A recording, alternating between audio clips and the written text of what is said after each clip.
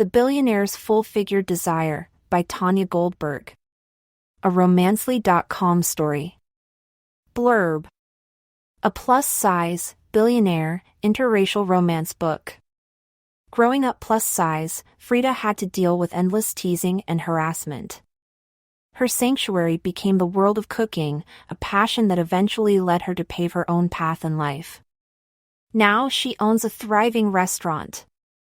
As if her joy couldn't get any better, Frida embarks on a whirlwind romance with Terrence, a strikingly handsome billionaire and renowned food critic.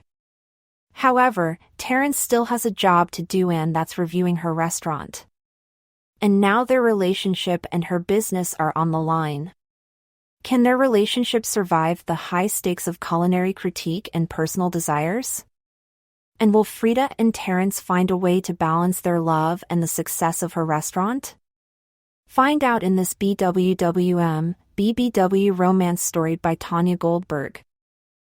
If you want more BWWM romances like this, please, my love, be sure to subscribe to the Romancely YouTube channel. I look forward to spending more time with you. Subscribe and let's make it happen. Chapter 1. Literally, anybody who was anybody in the general Seattle area knew which restaurants were the best, and they knew it in a big way.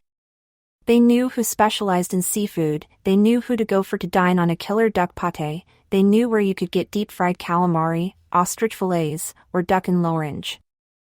At least, the ones who were foodies knew. And in a city like Seattle, there weren't many people who weren't foodies. Some regarded Seattle as one of the finest culinary cities anywhere in the U.S. these days, and it was certainly the culinary hub of the Pacific Northwest. These things were known facts, agreed upon by the general unofficial consensus. They were known, just as it was known what the best restaurants in Seattle were. And everybody knew that Ritorno Casa was not it. An Italian bistro out in Pioneer Square, they were one of the higher-rated dining experiences in the city. They may not have been the best, but they were good. Both the Zagat Guide and Yelp.com had Ritorno Casa placed at no lower than second in the city, which meant that they were forever playing second fiddle to the real king of culinary cooking in Seattle. If there were any empty tables in Ritorno Casa, then it was because the people who weren't dining there were too busy eating at its rival restaurant, L'Ultima Cena. Although if truth be told, the title rival restaurant was a bit of a misnomer because Ritorno Casa wasn't a true rival. They came in second with a sizable lead between the two establishments, and all parties involved knew it. The ironic thing about that, though, was 28-year-old Frida Carter dined at Ritorno Casa almost every night. Well, she did on her nights off. The ironic part of that was that Frida was the head chef at L'Ultima Cena. But her nights off were few and far between, and she most certainly didn't want to spend them in the exact place where she spent her days. As much as she liked working there, she couldn't spend any free time there if she had the choice. What kind of lunatic would even consider that? To be honest, a mere change of venue wasn't the refreshing experience that she had imagined it would be. It was a very similar atmosphere and environment. A restaurant, is a restaurant, as the saying went. Frida also found that her taste for exquisitely fine foods was significantly diminished, although, if truth be told, she'd expected that one. It wasn't so much that she had less desire for fine foods but certainly had less effort to make them for herself at home. And her willingness to put in the effort had suffered a considerable decline. It wasn't that her passion for cooking itself was lacking, more so it was the effort of having to spend hours over her own stove cooking a meal that was nothing less than perfect to then eat it within a couple of minutes. She didn't find it worth her time after working in a kitchen all day. There were some nights when Frida had eaten unspeakable things, like pot noodles and the like, just to avoid cooking a proper meal for herself, albeit something huge or messy. Years ago, she would have sacrificed countless hours of sleep to slow-cook a lamb shank or some other delicious culinary adventure. Like a civilized person.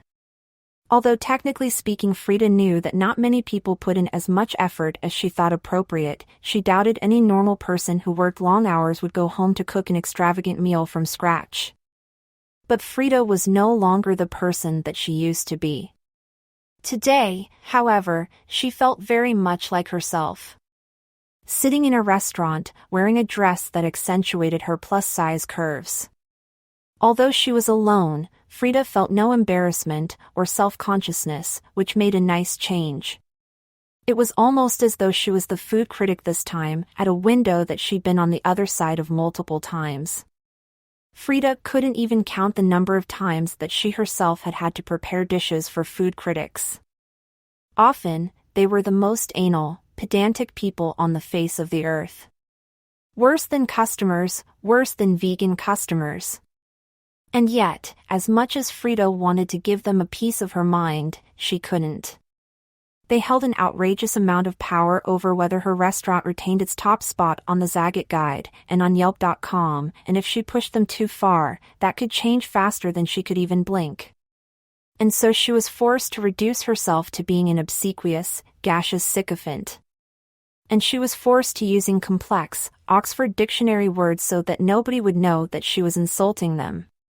That was always pretty risky, but then what's life without a little risk? So that day was Frida's first evening off work and she couldn't even remember. The life of a head chef wasn't exactly action-packed, but it didn't mean she wasn't busy. Most of what she did was hiring, firing, training, and prepping to host events at the restaurant, like birthday parties, after-parties, premieres, that kind of thing. Over the past few years, Frida had placed herself in charge of overseeing the project to enhance their front-of-house staff. That one small step advanced them from a simple restaurant to a place where people could go for drinks too. Being able to bring a sense of difference to the restaurant was the one thing that could always guarantee business. It didn't matter if people were dining or just popping in to have a quick drink, there was the option to do both or just one, which helped when business was quiet. But now, on her one free day off this week, Frida was finding it strange. She was missing that familiar pain in her lower back that she got from bending low to prepare hundreds of tiny canapes a day. That pain was painful, but it was bittersweet at the same time. When you finally stood up and felt your spine realign, it gave you the feeling that you'd actually been working hard. Which was always rewarding, it had to be said. Frida found any aspect of her job rewarding, which was why she would never picture herself doing anything else. Some people would never understand the need to put so much effort and time into making food for others, but seeing the enjoyment of their faces and feeling your body acknowledge its hard work was definitely reward enough. Frida had actually wrestled with the idea of going out tonight. She'd spent most of her morning inside and was inclined to keep doing the same, but she couldn't face leaving dinner to the last minute and then eating pot noodle again. She prided herself on treating her body like a temple, and one did not simply put pot noodle in a temple. Or any kind of freeze-dried produce that you could get from Walmart for 90 cents or less. That was a pretty good rule of thumb, as far as healthy eating went. So when she'd finally made the decision to go out, her choice of a restaurant had been obvious. Ritorno Casa was second to her own, and so she was eager to give their menu a test run. They must have at least a dozen new dishes since she'd last been there, and she was eager to sample fine dining that she didn't have to cook. She had learned that all chefs follow rules when it came to well-known dishes. Although they all tasted a bit different in their own way, they still had all the same components, and so when she tried other dishes that weren't so popular, it was always a delight to her. She never knew if something would blow her mind or just taste some sort of interesting. She'd expected to get recognized, if not by countless dining customers, then by the head chef at Ritorno Casa, a Frenchman called Michel Caron. She was right on that front. He welcomed her at the door and sat her down at her table, and it wasn't long before he came to take her order. Frida had no intention of being as bad as the customers that irked her so much, and she was sure to know exactly which appetizer she was going to pick by the time that the waiter arrived. Nothing was more frustrating than a time-wasting customer. Strangely, Chef Caron was with him. Surely he was there to offer Frida some kind of special offer, as was the custom for when another chef, and especially one that worked at a higher-ranked establishment, dined at one's restaurant. "I'll have the crema di pomodoro soup to start," she said clearly. "Excellent," Chef Michel Karen said. Will Madame be wanting an apéritif? He asked in his heavy accent. En zie maison, completement gratuit, of course. Thank you, Frida said. I'll take a Sauvignon Blanc, please. Karen bustled away with his waiters following in his stead. Frida couldn't resist smirking to herself. She could not lie, it felt good to be respected like that. And, as a black, plus-size woman, she didn't get too much of that much was for certain. Make no mistake, however, she had to work for it, and she had to put in much more effort than head chefs that were almost twice her age. That was the cross that she had to bear, unfortunately. But working nearly twice as hard did mean that she felt double the satisfaction once she'd achieved her goals, and Frida was proud to say that she always achieved her goals. She made a point of it. On the whole, Frida certainly felt that she deserved the attention and respect that she was afforded when in restaurants and around those who moved in the circles of the culinary world. She felt like she'd worked for it, she'd earned it, and that she deserved every bit of it that came her way. Of course, she remained humble, there was never the need to boast about her personal success, but it didn't hinder the fire of pride she felt in her chest every time she got the attention she felt she deserved.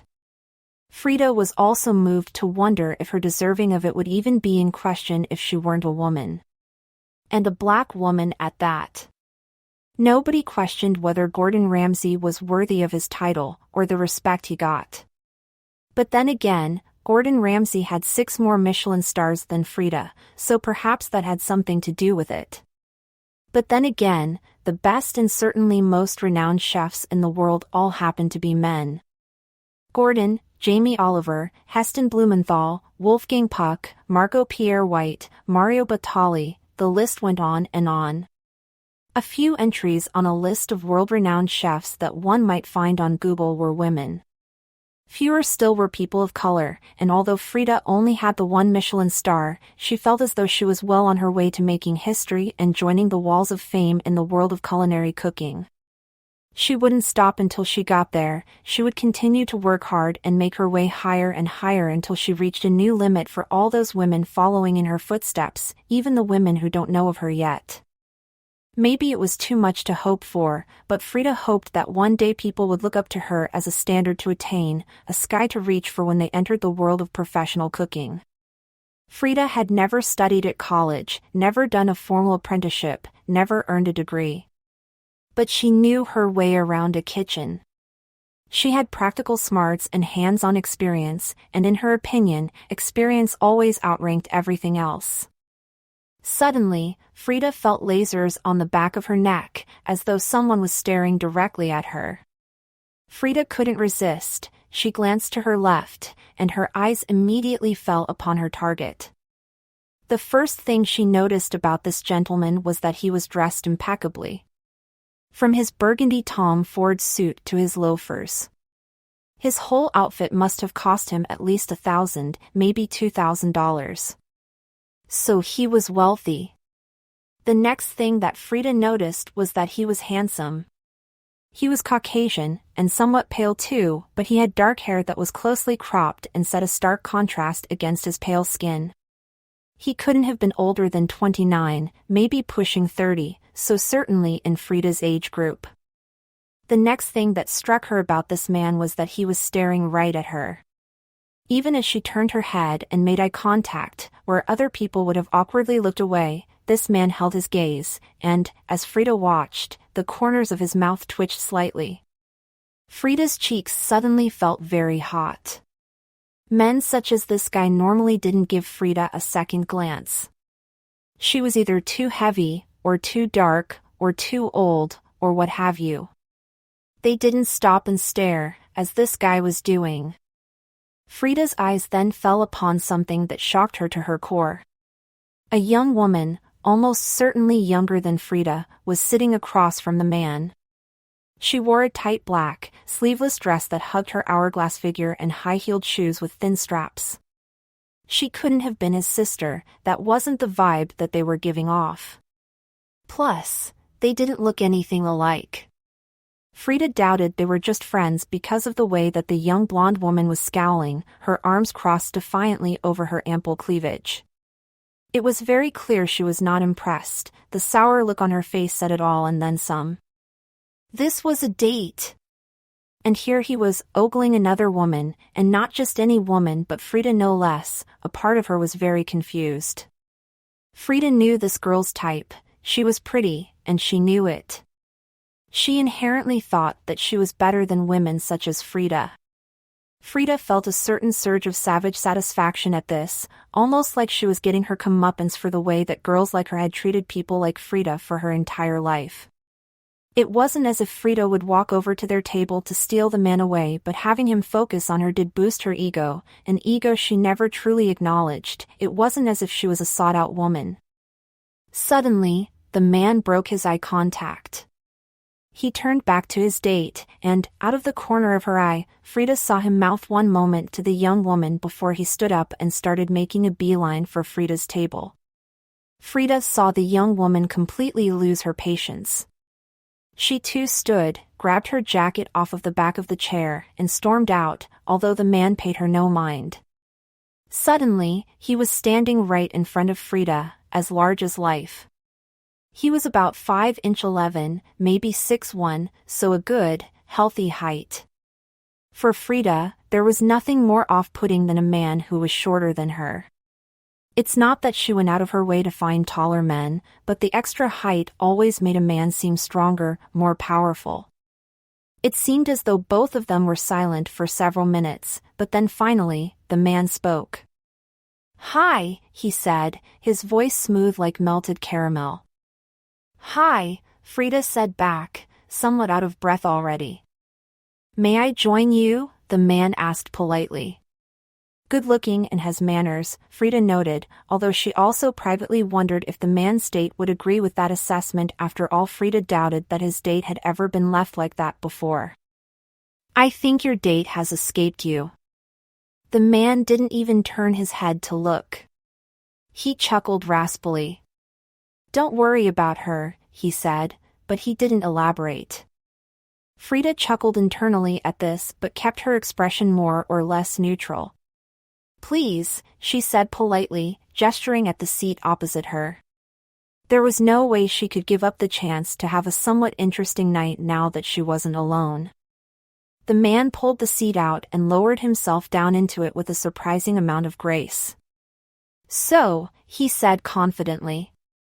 "Is your name as beautiful as you are?" Frida couldn't resist smiling at that. What could she say? She was a woman. And women love compliments. "Frida Carter," she said, with no small amount of charm injected into her words. "Nice to meet you, Frida," the man said smoothly. "I'm Terrence. Terrence Harrison. A pleasure to make your acquaintance." "And you?" Frida nodded. "I couldn't help but notice you staring at me from across the room there." Terrence smiled, somewhat sheepishly. "What can I say?" he shrugged. "You caught my eye." "And do you like what you see?" Frida asked brazenly before she could stop herself.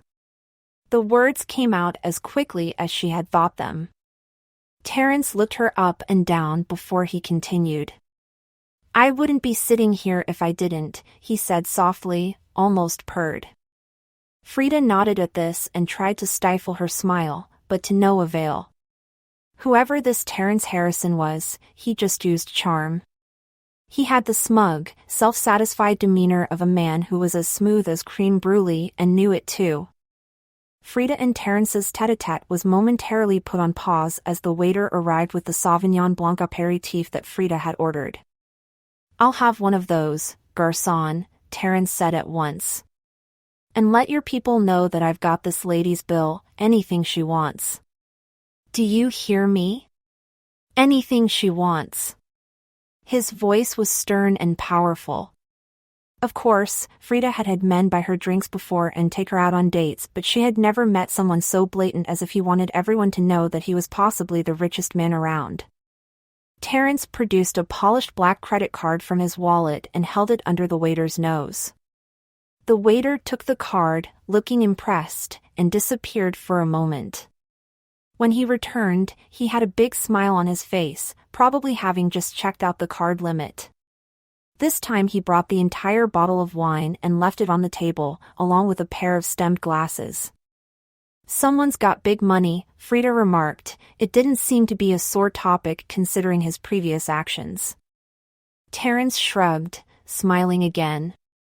What can I say? I'm a successful businessman. That's a black credit card, Frida noticed. Highest limit available at Washington Trust Bank. I'm a very successful businessman, some could even call me a billionaire, but each to their own, Terence amended. And what does this very successful businessman do at his place of business? Frida asked, sampling the Sauvignon Blanc. I own restaurants, actually, Terence said. Not very exciting, I'm afraid, but gotta keep the lights on. That is such a coincidence. Frida exclaimed. You own restaurants? I'm the head chef at a restaurant in town, not too far away. Terence looked surprised at this. Really now? What a refreshing change of pace. Somewhere famous? Frida shrugged. Have you ever heard of L'Ultimacina? Terence's eyebrows went up. I hadn't even heard that name until last week, now I'm hearing it everywhere. By my reckoning, half of Washington want to dine there, and most of them can't even get seats because it's booked up. You're telling me that you run that L'Ultimacina? Frida couldn't resist winking. Guilty as charged. The thought of not boasting soon left her mind, her pride took over instead, and she soaked it all up. Terence couldn't hide the fact that he was impressed, even if he'd wanted to. But you're so young. You've gotta be what, 24? Frida giggled in the most girlish way possible. I'm 28, actually. She knew that Terence was teasing, but it was a nice gesture all the same. She laughed when his eyes popped out with surprise. 28? You? Yep, Frida said happily. And you're a head chef? That's me. Well, I just know that that's a mad story, Terence raised his eyebrows. I'd love to hear it if you'd love to tell it. Frida shrugged.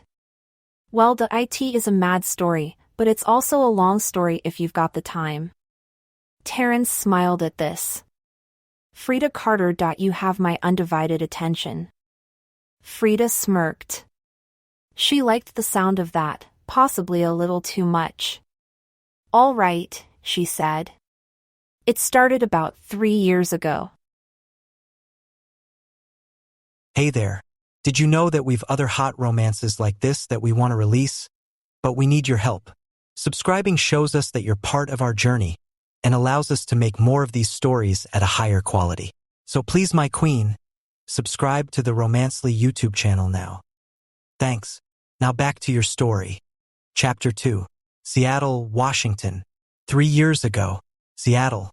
What a city.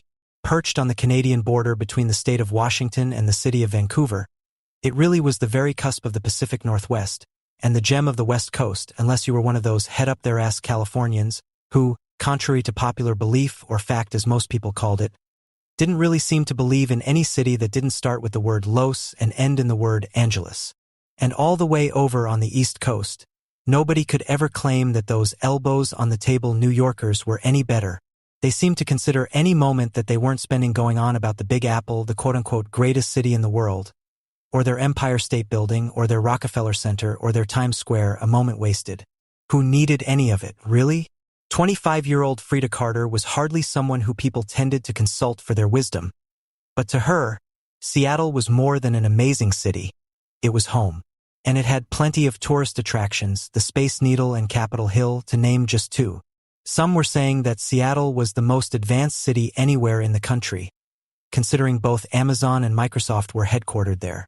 Frida didn't know much about computers, but she knew that Microsoft had a lot to do with them. In fact, Even with all of its apparent wonders, the pride and joy of Seattle for Frida was never the futuristic Space Needle or Microsoft HQ, or any of the attractions that might pop up on Google if you searched up Seattle.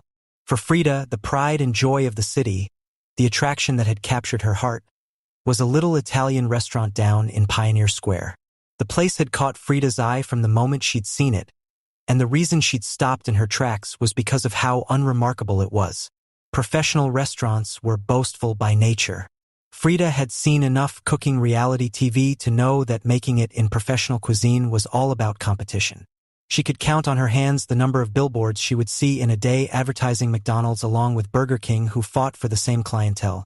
And although those weren't proper restaurants, the competition in the food industry never ended, from fast food chains to the more classier restaurants. Restaurants were all about competing to be the best, and chefs didn't tend to become head chefs without a "there can be only one" mentality. But this restaurant was different. It had an almost homely feel to it. The exterior layout of the restaurant was just so simple, like something one might find in a small village in Naples or Pisa as opposed to the big, bustling city of Rome. Arranged, in cursive, stylized lettering above the archway, were words that spelled out the name of the bistro, L'Ultima Cena. Frida had to Google it to find out what it said, but when she did, a smile crested her lips. The Last Supper. How fitting. The interior of L'Ultima Cena was just as homely as the outside. Round tables were arranged across the dining room floor, covered in diamond-patterned tablecloths, fine silverware and serviettes crafted into intricate, origami shapes. Chandeliers cast a soft, warm, orange light around the room, and the air was full of the cheerful scrape of knives and forks on plates. A sense of belonging filled her chest the minute she took in her surroundings. The walls were neatly wallpapered and adorned with ornately framed artwork, mostly depicting Jesus Christ and his 12 disciples, the Last Supper. But there wasn't just artwork. There were also more than a few laminated menus mounted on the walls too. Frida instantly knew she wanted to work there. Frida loved everything cuisine. She loved food. She loved plating it, smelling it, eating it, cooking it. And it was her mother who had taught her a love for food. At first, Frida had thought it was a way to steer into the proverbial skid. Frida had always been slightly overweight, even as a child. And just like all children with weight issues, she got more than her fair share of teasing and ridicule. A lot of the teasing and mickey-taking revolved around food and her diet because kids were cruel and vindictive, but not very original or imaginative. She tried to brush the remarks off. She tried not to let them get to her. But as a child, it is hard to listen to the voice of reason when the world can be so cruel. One day, Frida had come home from school crying that the kids in her class had officially christened her with the nickname Feeder Carter on account of her size. It was horrible and cruel. Frida's mother was the strongest woman Frida had ever had the pleasure to know, and whilst other kids' moms would have hit the roof or blown a fuse and threatened to go down to the school and put one of the kids through a wall, Frida's mom had simply sat there and listened to the story, her brow furrowing with each word. She didn't give much away as she listened. Her face stayed passive. Finally, Frida finished the story. Her mother had sat there for a few moments, not moving, not even speaking. Frida found herself wondering if she'd even been listening to a word. And then, she'd gotten up and beckoned for Frida to follow her into the kitchen. Frida had obeyed, full of confusion at what was about to happen. She couldn't be in trouble, could she? And this was hardly the time for a snack. But Frida could never have predicted what happened next. Her mom opened up all the kitchen cupboards and drawers and began to remove all manner of crockery and utensils. She took out saucepans, frying pans, and big soup pots. She took out plates and dishes and bowls. She took out spatulas, wooden spoons, rolling pins, and whisks. Frida stood still, watching her mother. She had no idea what was going on. And finally, she laid out more than 5 different kinds of knives on the cutting board. The words that she said next would stay with Frida for the rest of her life. "Frida, what is the most widely spoken language in the world?" her mom asked her, cool as a cucumber. She reached into the cupboard and removed a big sack of plain flour and began tipping some into a mixing bowl. Frida had been quite taken aback. Whatever she'd expected, it certainly hadn't been that. She'd spluttered. "Is it dash? Whatever Frida had been about to say never actually left her lips because that had been when her mother had interrupted her. She was still bustling about the kitchen but looked completely in her element. She unwrapped a big block of butter, chopped off a huge knob, and flicked it into the bowl. "Let me stop you right there, Frida. I guarantee it's not whatever you were thinking. It's not English. It's also not Spanish or Arabic or Portuguese or Russian or Mandarin. It's none of those. I will admit Mandarin Chinese is spoken worldwide by about 1.2 billion people, which is a huge amount, but the most widely spoken language in the world is spoken on every continent, in every country, in every city and borough and county. Every village, every town, every street, every home. It's spoken in the sun-bleached deserts of the Sahara, the creepy crawly-infested jungles of the Amazon, and the frozen white mountain range of the Himalayas. Everywhere. Can you guess what I'm referring to?" Frida's mom was now tipping a jug of thick white cream into the mixing bowl, and suddenly it clicked. "Food," Frida had almost whispered. The idea of food being a language shocked Frida, but as the words left her mouth, she knew them to be true. No matter where people could be, they could always come together over a decent meal. "That's exactly right." Her mom nodded. "Food is the one language that unites all 6 billion people on this planet. It's more than a means of sustenance." "Frida. Sustenance? What?" Frida blinked. "Sustenance," her mom corrected. "It means food or drink that gives you strength or nourishment. Food is much more than just a way of staying alive. It's a science as much as physics is. When you freeze water, you get ice. That's a physical change. It's a science as much as chemistry is. When you cook an egg, it changes from yolky and runny to white and hard-boiled. That's a chemical change. It's as much an art as painting or drawing. I love food, Frida, and there's never any shame in loving food. We should all love it more because it's not just about the flavors. It's about taking pride in anything that you do, anything that you care about." "But, Mom," Frida had whined, "at school, they were calling me Dash." "I don't care what they were calling you," Frida's mom had said sternly. "There's nothing wrong with your size. You're a big girl, and someday you're going to be a big, beautiful woman, and don't you ever forget that. You can never trust a skinny chef. It means they don't taste their dishes. And if they don't taste their dishes, that means they don't cook because they love it. Now, crack this egg." She'd handed Frida an egg and looked at her expectantly.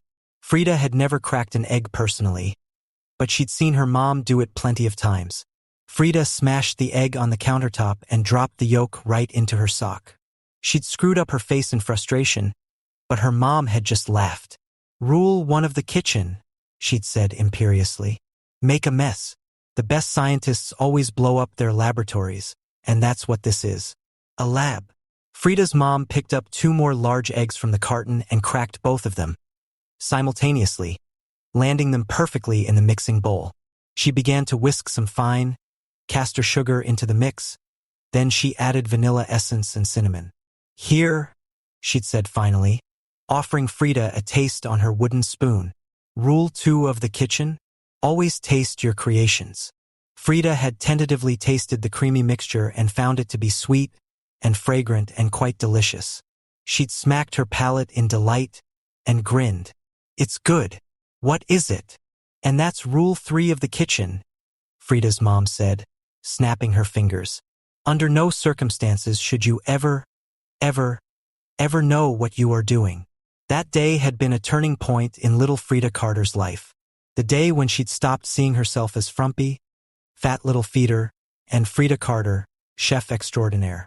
But as she would find out later in life, cooking in the kitchen and cooking out there in the real world are 2 very different worlds. And so Frida had applied for a job at L'Alta Messina at her earliest convenience. The sous chef there had said that they didn't have any particular vacancies, but she could leave her resume with the head chef, and he'd get back to her. Frida had been full of confidence that day on her way home. Once he read about her exquisite, cuisine-based background, of course, he would hire her. There could be no question. She was perfect for the role. Frida's head was full of glorious anticipations about what kind of position she'd be offered first. She didn't expect to get head chef straight away, of course, but her chances at being brought in as a commis or a chef de partie, a line cook, were more than good. At least they were in her mind. Forget counting chickens before they'd hatched. Frida was counting her chickens before she'd even brought the eggs home. And so it was a blow to her hope and a pang of disappointment when she woke the next morning to find no calls, texts, or emails from Lultimacina. Maybe it's in the mail, she suddenly thought. Of course, that was it.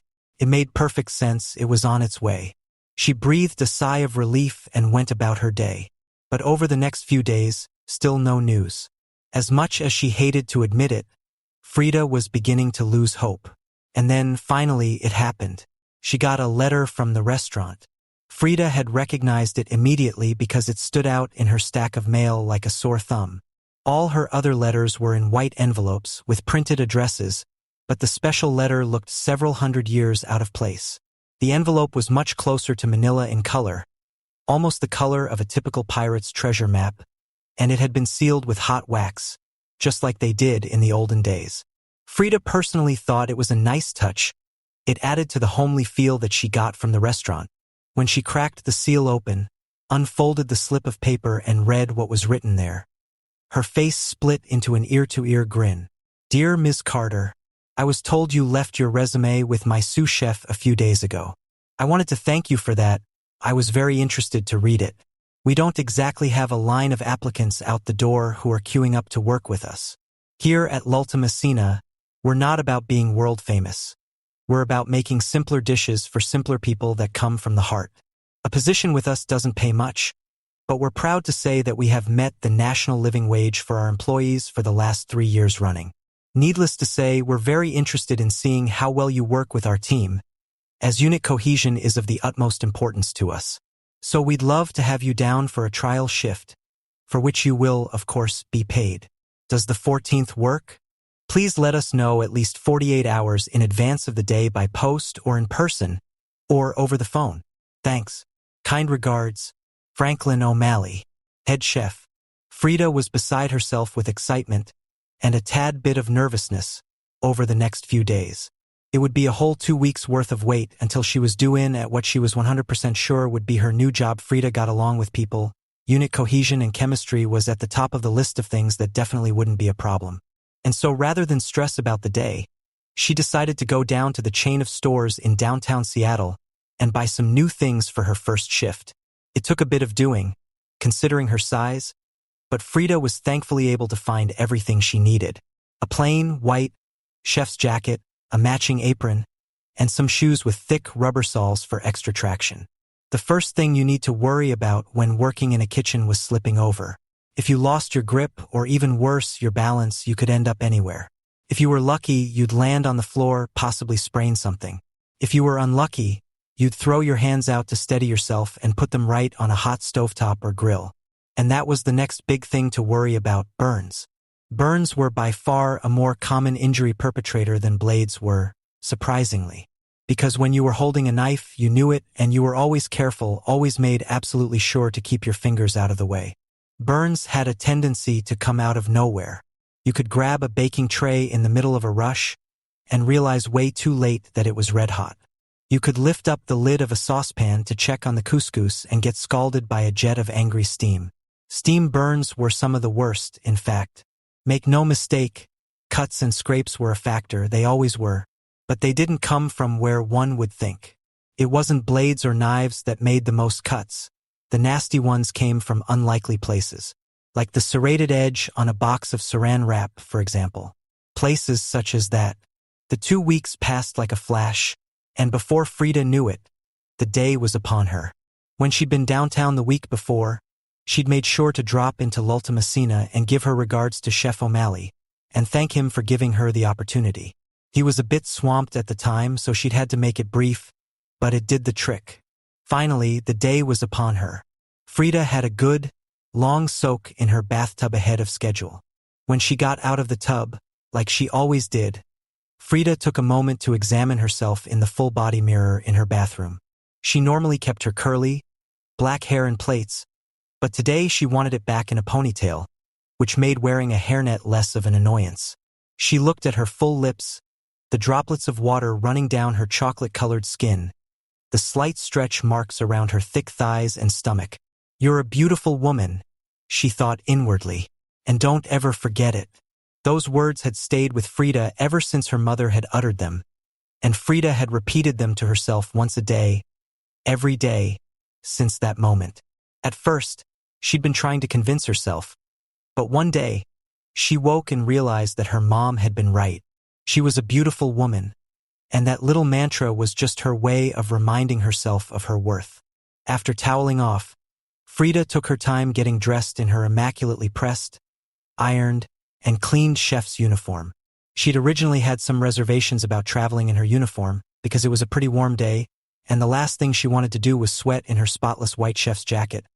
But she decided it was worth the risk for the totally euphoric feeling of walking into a restaurant and completely looking the part.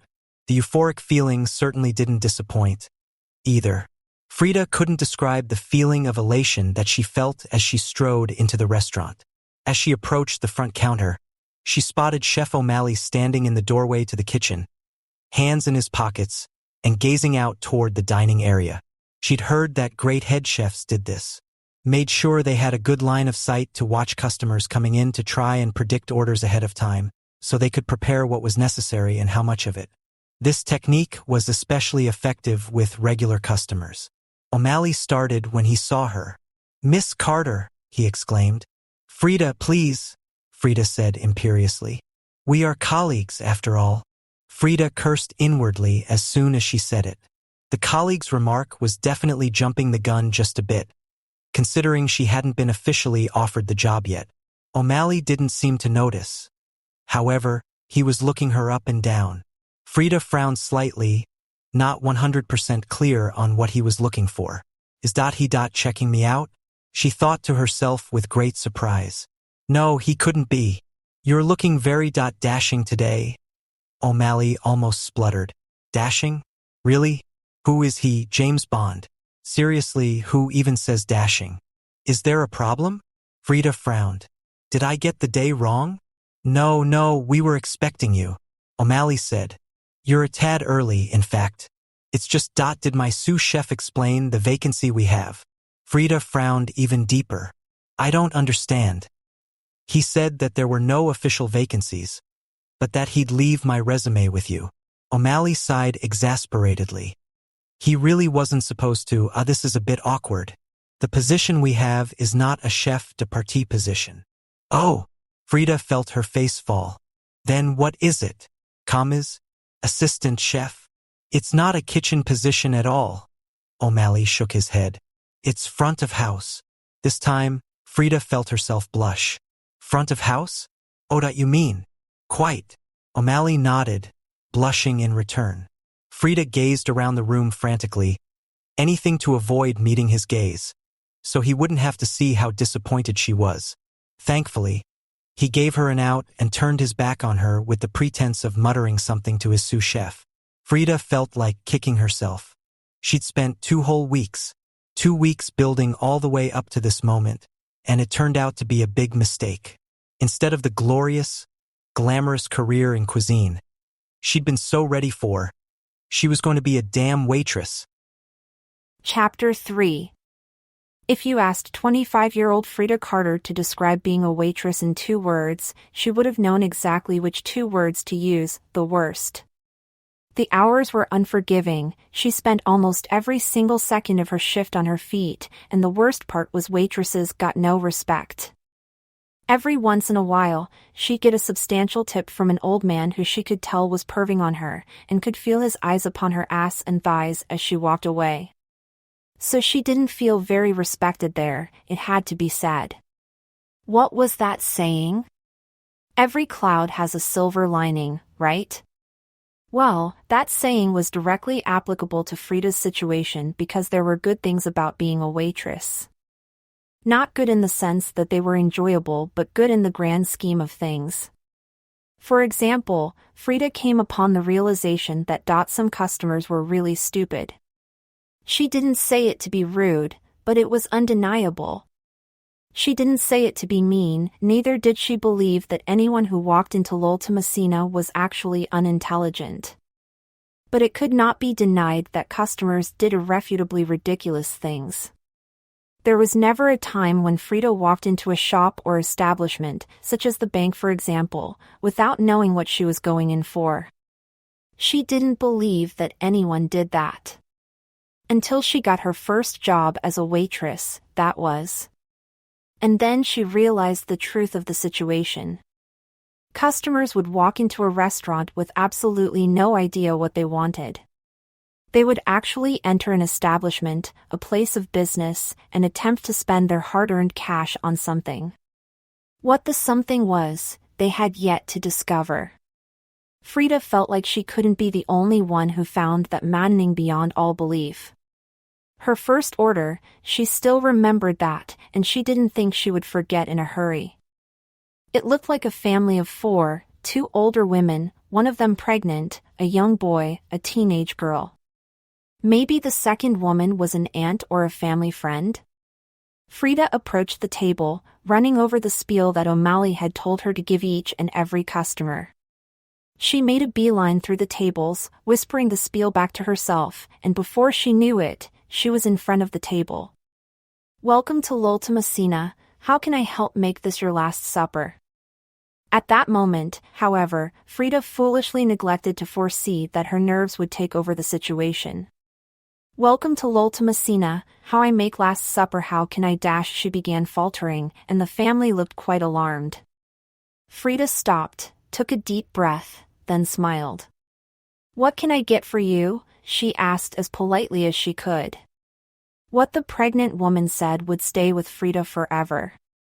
"Hello, yes. What do you guys have in?" Frida couldn't stop herself from frowning in confusion. "I'm sorry?" "What do you do?" the woman repeated as if this were a reasonable question. Frida's eyes glazed over the piled-up menus on their table. You could take a look at the menus?" "I mean, we do quite a fair bit of things. I don't know if I could stand here and tell you all of them." Okay, the pregnant lady said. "Okay, we'll get back to you." When they finally called her back, Frida hoped that they would actually have their heads on straight, although this assumption proved to be false. "Is the chicken tagliatelle suitable for vegetarians?" the pregnant woman asked. Again, Frida was shocked. "No," she said slowly. "If it were vegetarian, it wouldn't have chicken in it."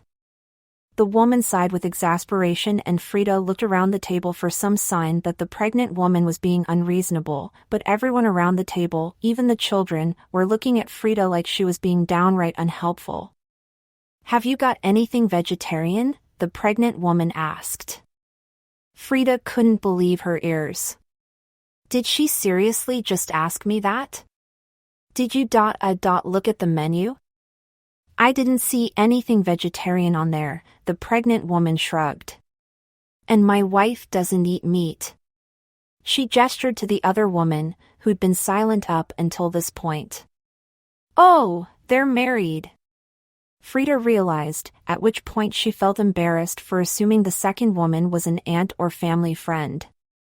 Frida had hoped that she was just off to an unfortunate start, but again, that assumption proved false. Each day she came in, strapped on her apron and was ready for the first customers of the day, who came in at about 10 a.m. to catch a bit of breakfast before the menu rolled over to the lunch hour at midday. Pretty soon, Frida was experienced enough to tell when the good customers would be coming in, and when the idiots would be rolling in droves. By good customers, she meant prompt payers, good tippers, and, above all else, knows what they want. And nobody, no single body of people, and no individuals fit this bill better than builders. Builders were easily the best customers of the day, and they were earliest in the morning for breakfast and earliest in the afternoon for lunch. At 8 a.m. and 12 noon, like clockwork. Despite being an Italian restaurant, the breakfast menu leaned heavily toward American customers, given that the builders were the main recipients of it. Rather than serving frittatas and torts, the breakfast menu of l'Ultima Cena was heavily populated with dishes like eggs Benedict, full English breakfasts, pancakes and syrup, breakfast wraps. Sort of like high-end, gourmet versions of what you might find at McDonald's. But late in the morning and late in the afternoon, that was when the numbskulls came out to play. The people who had no idea what they wanted, misread menus, forgot their money, accidentally ordered things that weren't on the menu. The list went on. And anyone who valued their time dared not even get Frida started on a rant about the worst, pickiest of all customers.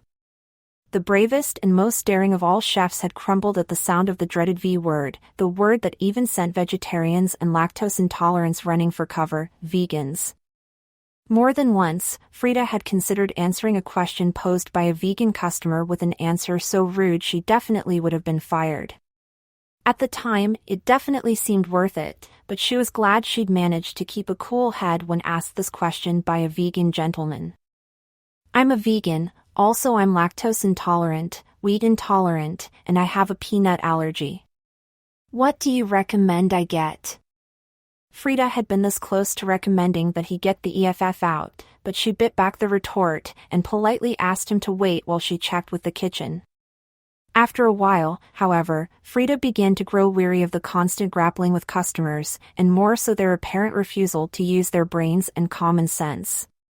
Frida had to admit that the culinary industry was vastly different from how she had pictured it, and the glorious picture of the future that she had painted for herself in her mind's eye seemed to be slipping further out of her grasp than ever before.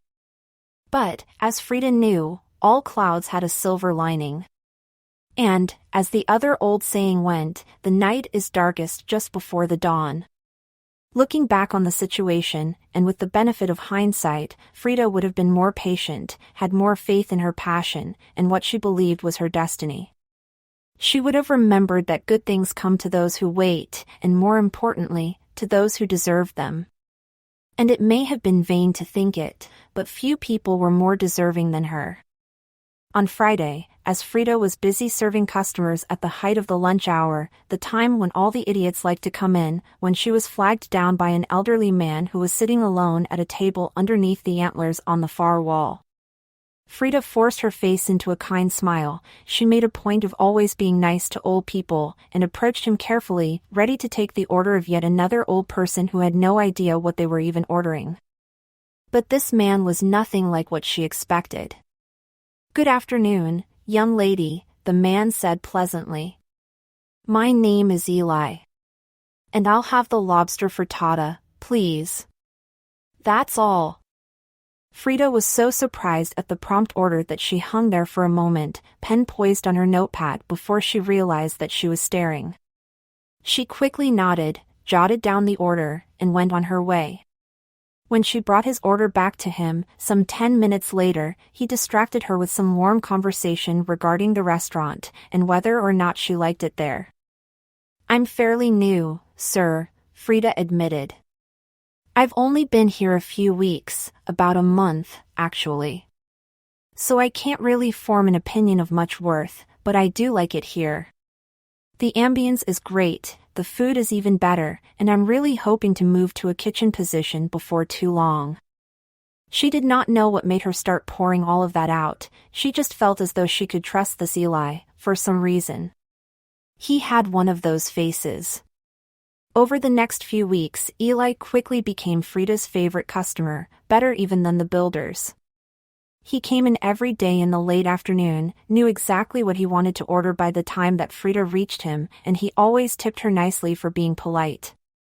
And when she brought him his order, she always stuck around and talked for a few minutes.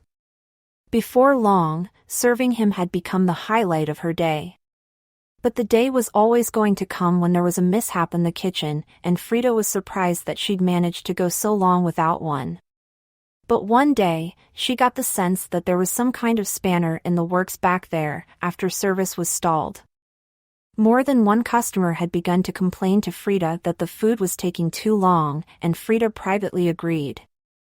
And when she finally went back into the kitchen to inquire with the sous chef, whose name was Andrew Ferguson, about what was taking so long. When she reached the kitchen, Frida already knew it was bad because Chef O'Malley was there, in the kitchen. The head chef hardly ever came out of his office, except to prepare meals for his special guests. But now, he was right there, in the thick of it, conversing fiercely with Andrew in hushed voices.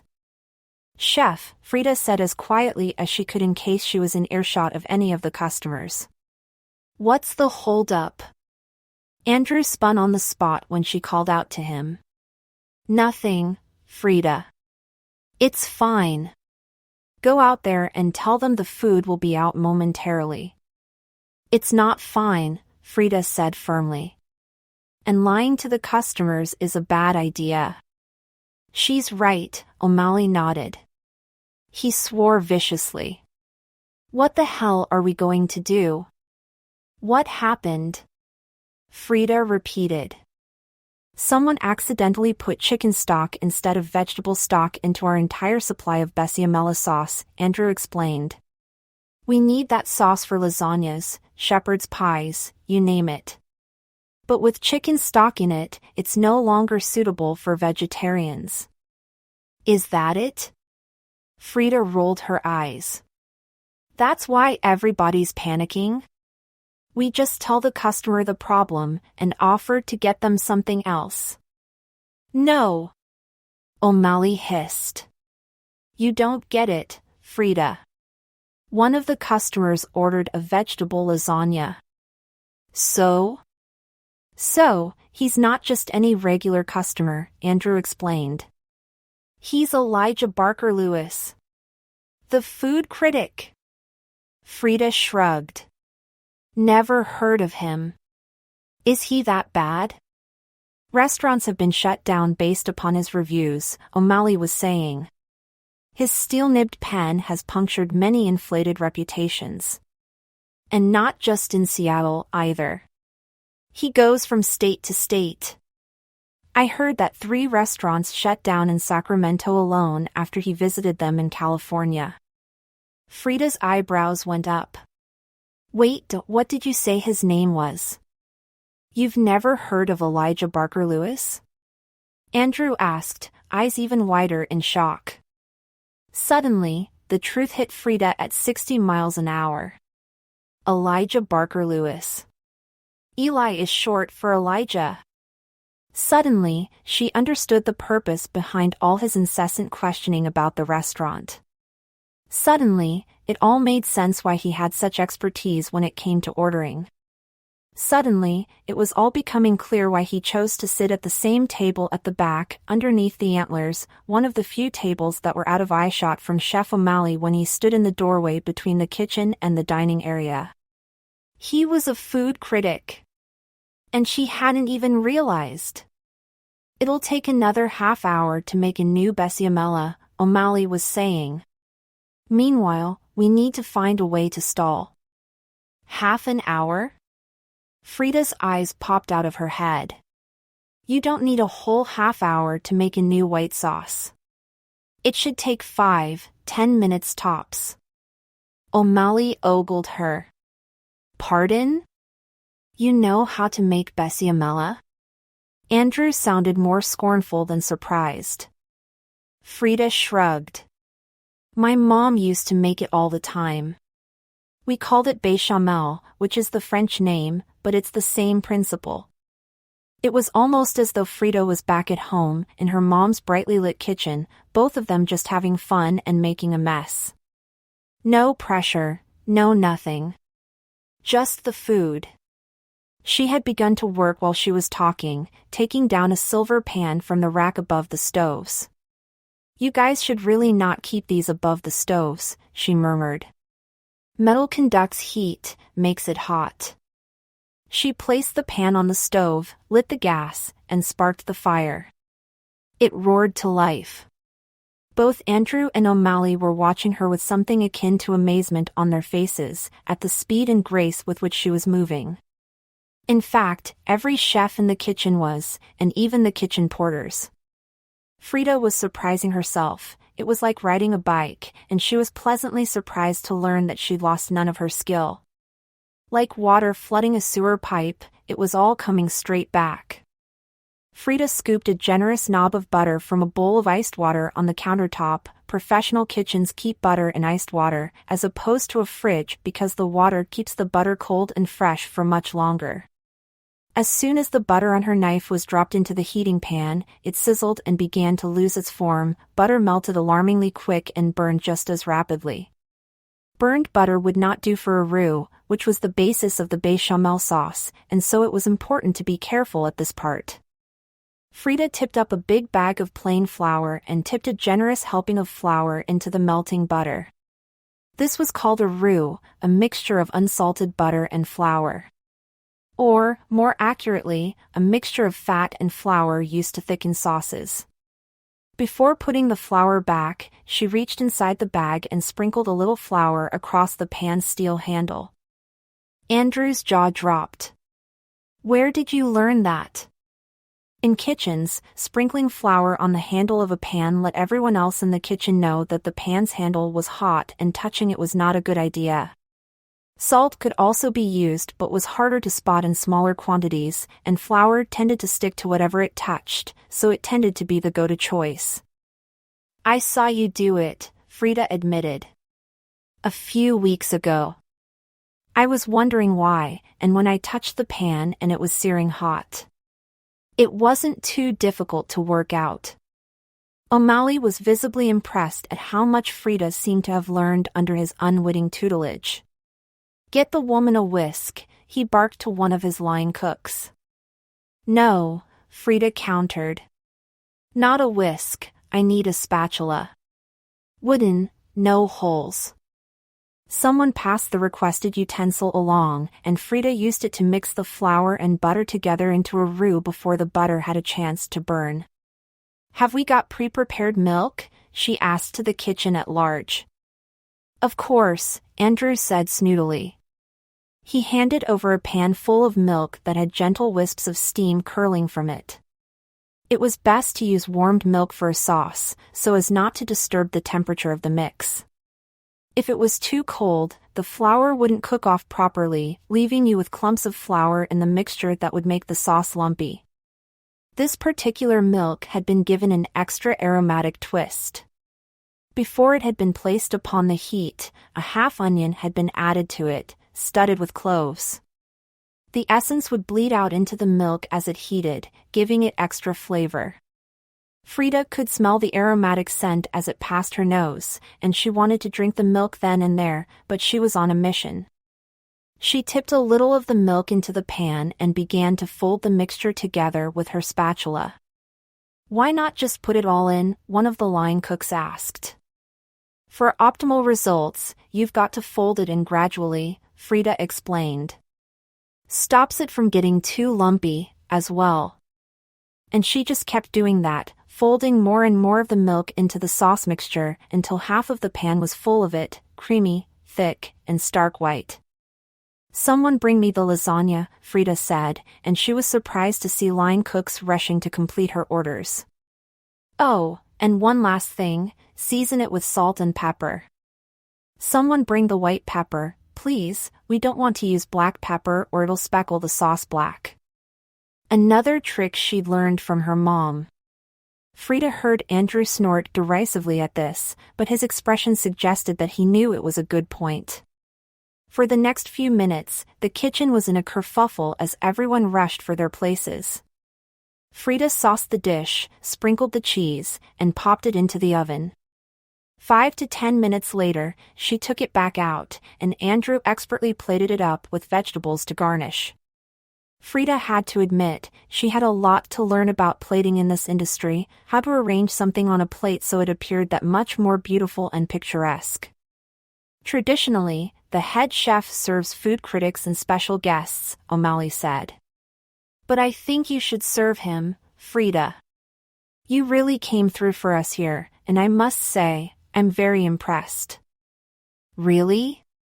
Frida raised her eyebrows. "Well, thanks, chef, I'm honored."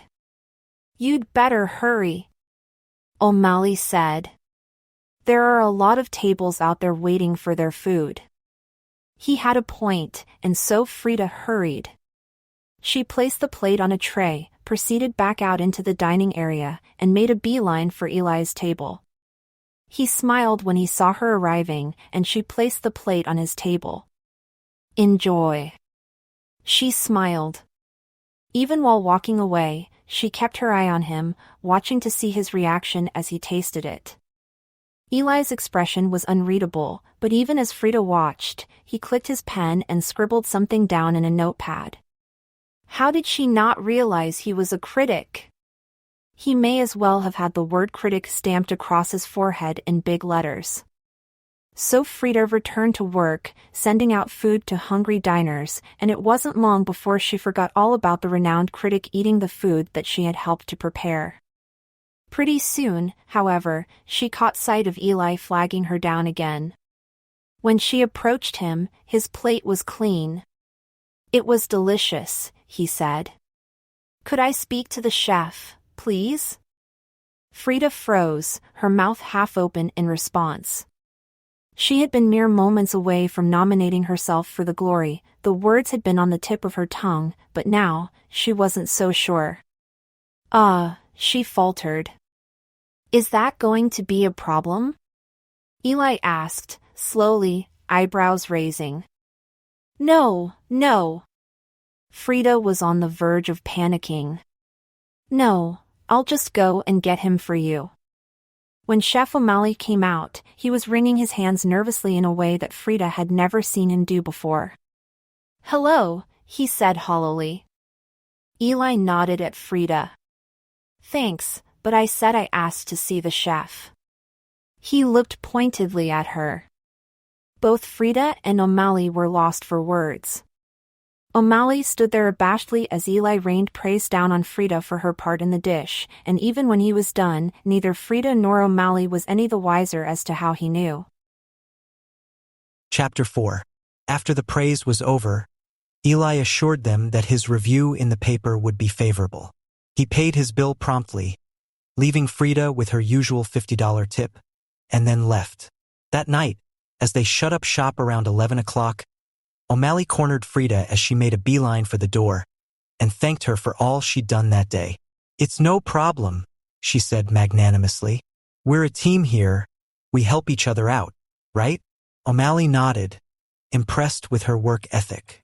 "Well, one thing is for sure, and I should have done this ages ago. But you, young lady, are so fired. We can find another waitress. I hope you still have that chef's uniform because starting tomorrow, you're going to be my new apprentice." Frida could have screamed with joy at the mention of her becoming an O'Malley's apprentice. She hoped that when she took the waitress position, she could work her way up into the kitchen, but she hadn't expected it to be so soon. She had planned on working hard, harder than ever to get the approval of moving into the kitchen. Needless to say, she was over the moon that she had finally gotten to where she wanted to be. 3 years later, the present day, you'd be hard-pressed to have lived or worked in the general Seattle area over the past few years and have not had heard of L'Ultimacina. A considerable general consensus among foodies proclaimed it to be the best restaurant in Washington, perhaps anywhere on the western coast of the entire United States of America. It was certainly the most famous, at least it was these days. L'Ultimacina was the name that had every tongue in America wagging, at least those who yet held the profession of fine dining in the highest esteem. And 28-year-old Frida Carter was finding that the popularity of such people was definitely on the rise. And this was good news for her, of course, because it expanded her ever-growing list of regular clientele, a boon to the cause of any and every head chef. At not even 30 years of age, Frida was the youngest head chef of any restaurant in the city, not to mention the only black female head chef in the city. Frida had never thought of herself as an icon of representation, or any kind of pioneer in her field. Something she was quickly learning, however, was that the mainstream public didn't care what she thought of herself. Regardless of her own self-image, her adoring public was more concerned that she was the person that they thought she ought to be, as opposed to the person that she knew she was. And as such, they'd all but branded her as the lantern-bearing pioneer in the field of culinary cooking and fine dining, not just for plus-sized people, but for women everywhere and, of course, black people. Or people of color, as was the politically correct terminology to use these days. Not that Frida had any kind of issue with being who the public wanted her to be, but she would be lying if she didn't admit, at least to herself, that it was very unnerving to have to put on one face to the public and another behind closed doors. She felt like Janus, the two-faced god of doorways. And speaking of, that was another thing she was pretty enthusiastic about, Greek and Roman mythology. But, of course, nobody knew that because it didn't fit with the agenda that the public wanted to push. That week alone, Frida had seen her own picture on several lists whose themes were top 50 feminist icons. Again, it wasn't as though she had any kind of issue being a feminist icon, it was just that that was never how she had intended to portray herself, and it got Frida wondering whether the people who claimed to be her fans had actually got the measure of her at all. Frida's agent, Lucius, had firmly advised her against setting the public straight in this regard, and Frida would be lying if she said she couldn't see where he was coming from. The tags that the public had tagged her with had already done so much for her public image, even when against her intent and knowledge.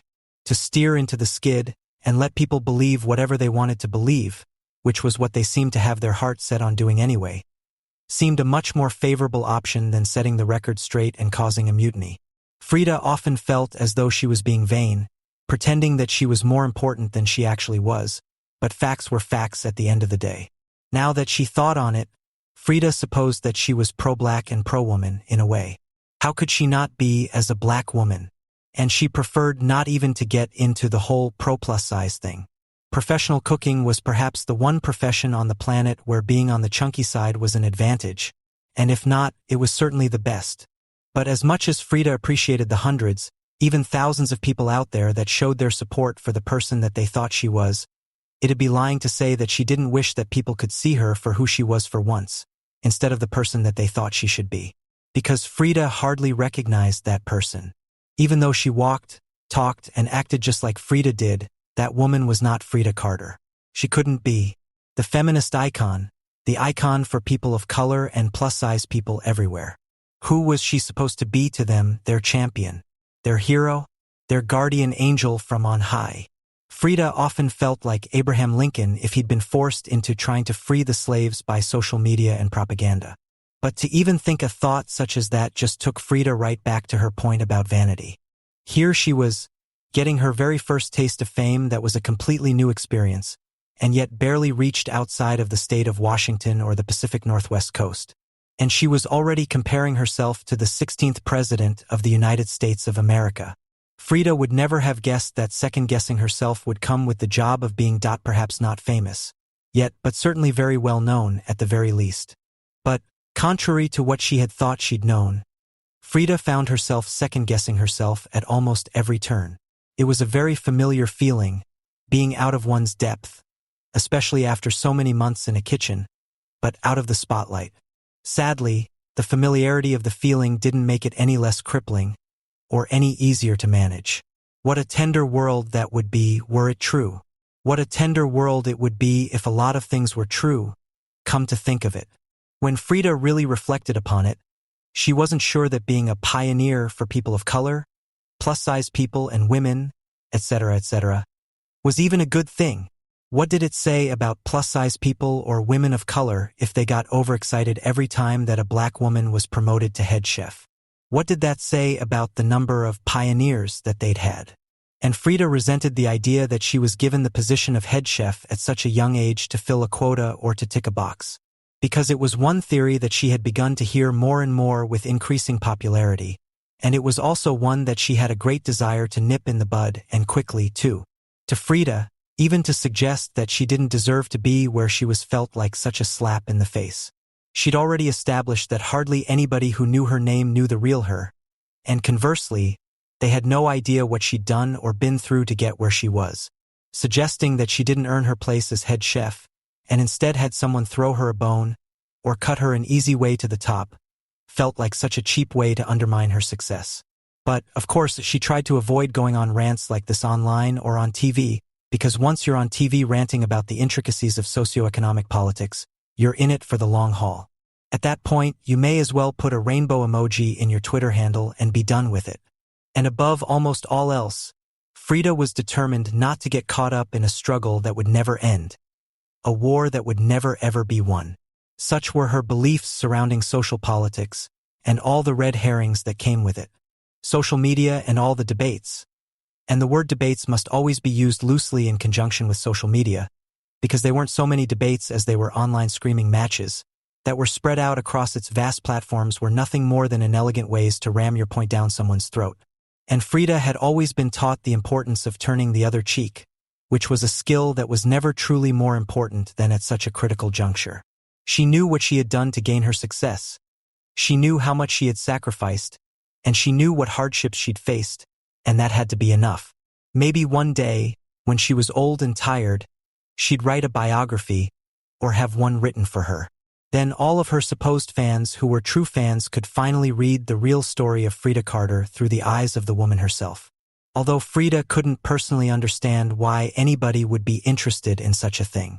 True enough, this was coming from a biased source, but Frida was of the opinion that her life lacked a considerable amount of the razzle-dazzle that made Hollywood so entertaining. But to voice the truth of it, Frida wasn't too far from Hollywood. L'Ultimacina was the name on everyone's tongue in the Seattle area, and Frida knew it. The stage was almost perfectly set for her next big play, and then all that there would be left to do would be to sit back and let the offers for her own cooking show roll in. After all, California was just down the coast, barely a hop, skip, and a jump away. And Frida may have been making her old mistake again and getting too carried away with thoughts of her own cooking show. A classic mistake of counting the proverbial chickens before they'd hatched sort of thing. But conversely, Frida had no desire to sell herself short. She was a Michelin star-holding chef at the best restaurant in Seattle, Washington, not some newbie who just bought her first mandolin, made some killer potato dauphinoise and decided that she was ready for the big leagues because she could pronounce the word dauphinoise. Frida had a lot fewer Michelin stars than Gordon Ramsay, for example, but she was a far cry from a newbie. That's not to say that she hadn't been a newbie at one point. Everyone had to start somewhere. And the beginning of Frida's culinary journey stretched back further than she cared to admit, all the way back to her childhood, in fact, where the spark of the fire that was her love for food had first been lit. Frida had her mom to thank for that, a woman who understood the importance of fostering a child's passions. There were many parents the world over who, when their child divulged their dreams of being a secret agent, or a superhero or an astronaut, would seek to guide their child's aspirations to a more earthly option with a far more likely possibility of success.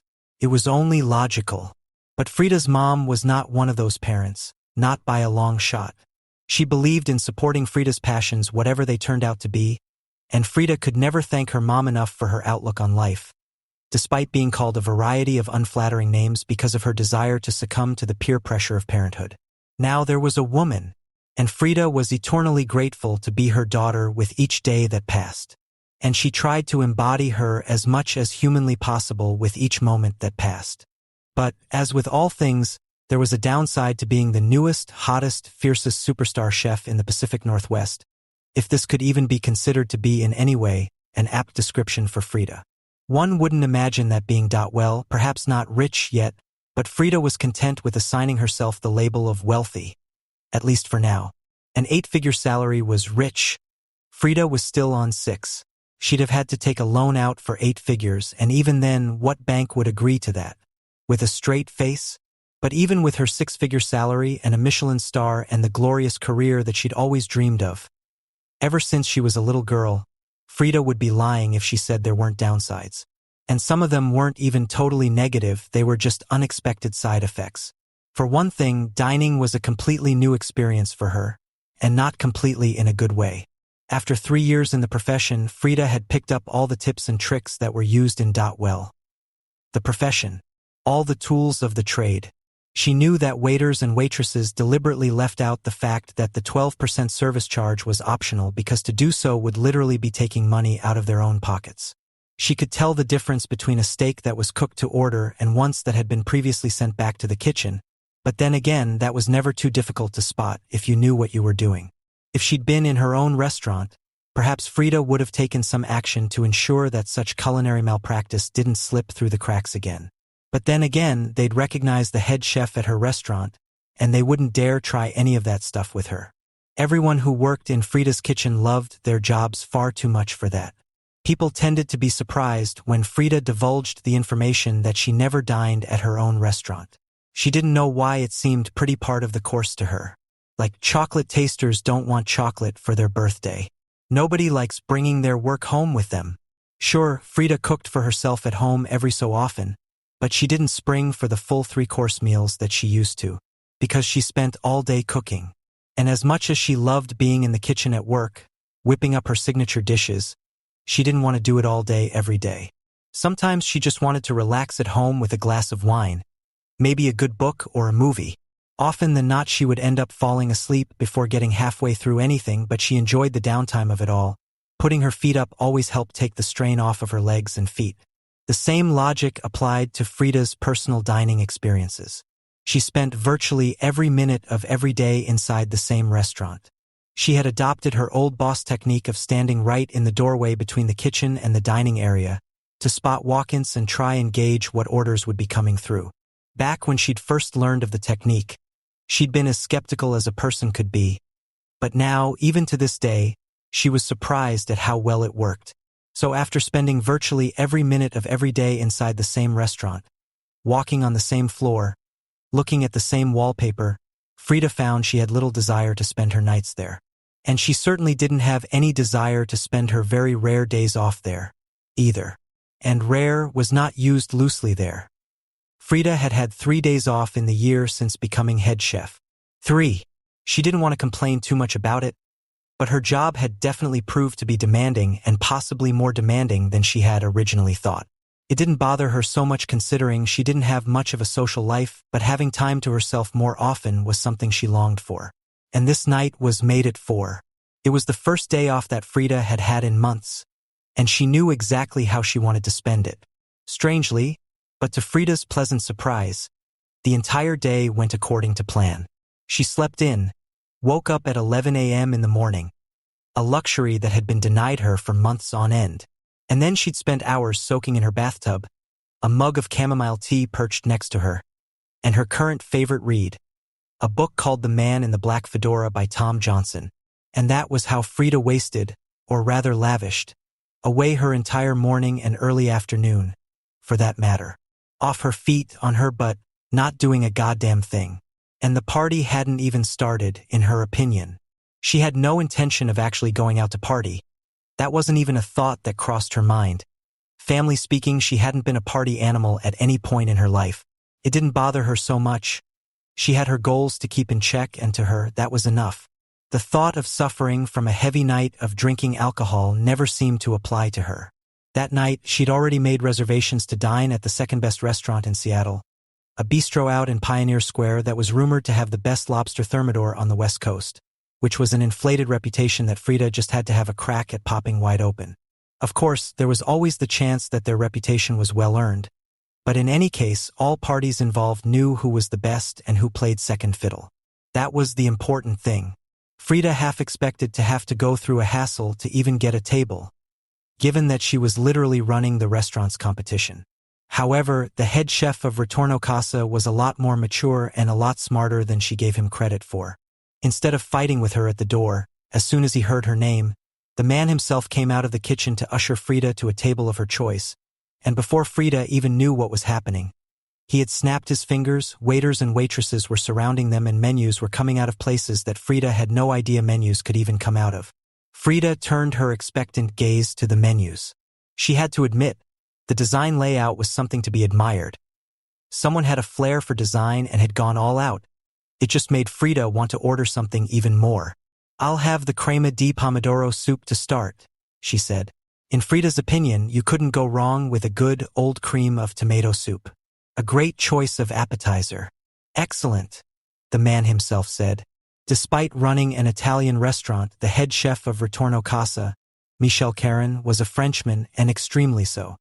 He talked with perfect English, and yet in a heavy French accent, which led Frida to believe he was putting it on for the dining guests. Were it so, it was an inspired idea, to be sure, because no one is more trustworthy than a Frenchman when it comes to fine dining. At least not in the collective view of the public. "Will Madame be wanting un apéritif?" he asked in his heavy accent. "En Z maison. Completement gratuit, of course." Frida smirked behind her menu. She definitely couldn't help herself. She deserved the attention. If Karen was putting on the accent, he was pulling out all the stops with her. "Thank you," she said. Lowering her menu once she'd managed to wipe the smile off of her face. "I'll take a Sauvignon Blanc, please." Karen bustled away with his waiters following in his stead. Frida couldn't resist smirking to herself. She could not lie. It felt good to be respected like that. And as a black, plus-size woman, she didn't get too much of that much was for certain. Suddenly, Frida felt lasers on the back of her neck, as though someone was staring directly at her. Chapter 5. "And you're pretty much all caught up," Frida said. Terrence sat across from me, twirling a drained wine glass in his hands. "You were right, that was a long story. But it was definitely worth it. And I bet it was just as worth it to go through it all, knowing that the reward is being where you are now." Frida nodded. She'd long since finished her crema di pomodoro appetizer and had already ordered the 2 entrees of lobster thermidor after Terrence had decided to join her in her self-appointed mission to critique the restaurant that some considered the rival to her own. "So what's tonight, your night off?" Terrence asked. "One of many," Frida said. Said no head chef ever. Terrence laughed at this. "Oh, I can imagine. Ever since I got into the business of owning restaurants, I've recently begun to take more of an interest in the businesses that I own. And food critiquing, as well. I mean, my name is quite a big one in certain circles, might as well put that influence to good use, am I right?" "You're right." Frida nodded. "And on the subject, we've talked enough about me, I want to talk about you. Demand any question, and I'll answer to aid you." Terrence sat back in his chair, spreading his arms coolly. Frida already knew what answer she had percolating in her mind. "What's up with you and Blondie?" "Blondie?" Terrence asked, puzzled. "The lady you were with," Frida prompted him. "Oh." Terrence abashedly ran his pale hand through his dark hair. "You mean Ophelia? That's her name? Ophelia?" Frida made a face. "Does anyone even have names like that anymore?" "You'd be surprised," Terrence said. "She's a longtime family friend. Basically, our parents have always wanted us to get together, as it were. And in my family, and in hers as well, names like Ophelia are the done thing." "And by families like yours, you mean rich families? Upper class/billionaire families?" Frida checked. "Basically." Terrence nodded. "I have an older brother and an older sister. Their names are Quantavious and Tabitha. So I got a fairly normal name when you compare it." "I suppose you did," Frida chortled. "So where is your family from?" "Canada, actually," Terrence said, to Frida's surprise. "Yeah, British Columbia, born and bred. We moved down here when I was pretty young, though, as my father was extending his business. Which is now my business, I guess." "Right." Frida nodded. "Well, don't look now, but I think the food's on its way." She was right. As she looked up, a young waitress was walking towards their table, carrying a large tray, with 2 plates on it. She served them their dishes with a smile and made herself scarce. Frida looked down at her plate. "In your professional opinion, what did you think?" "Plated nicely," Terrence admitted. "I'll give it that much. Lobster shell has a nice sheen." "I noticed that too," Frida said. "It looks like they gave it a brush down with extra virgin olive oil. Always a nice touch." "You can tell that just by looking?" Terrence was impressed. "Well, I do the same thing, don't I?" Frida smiled. Terrence nodded. "I suppose you do. So is thermidor one of your specialties?" Frida shrugged. "I don't like to use the word specialty, a good chef never limits herself.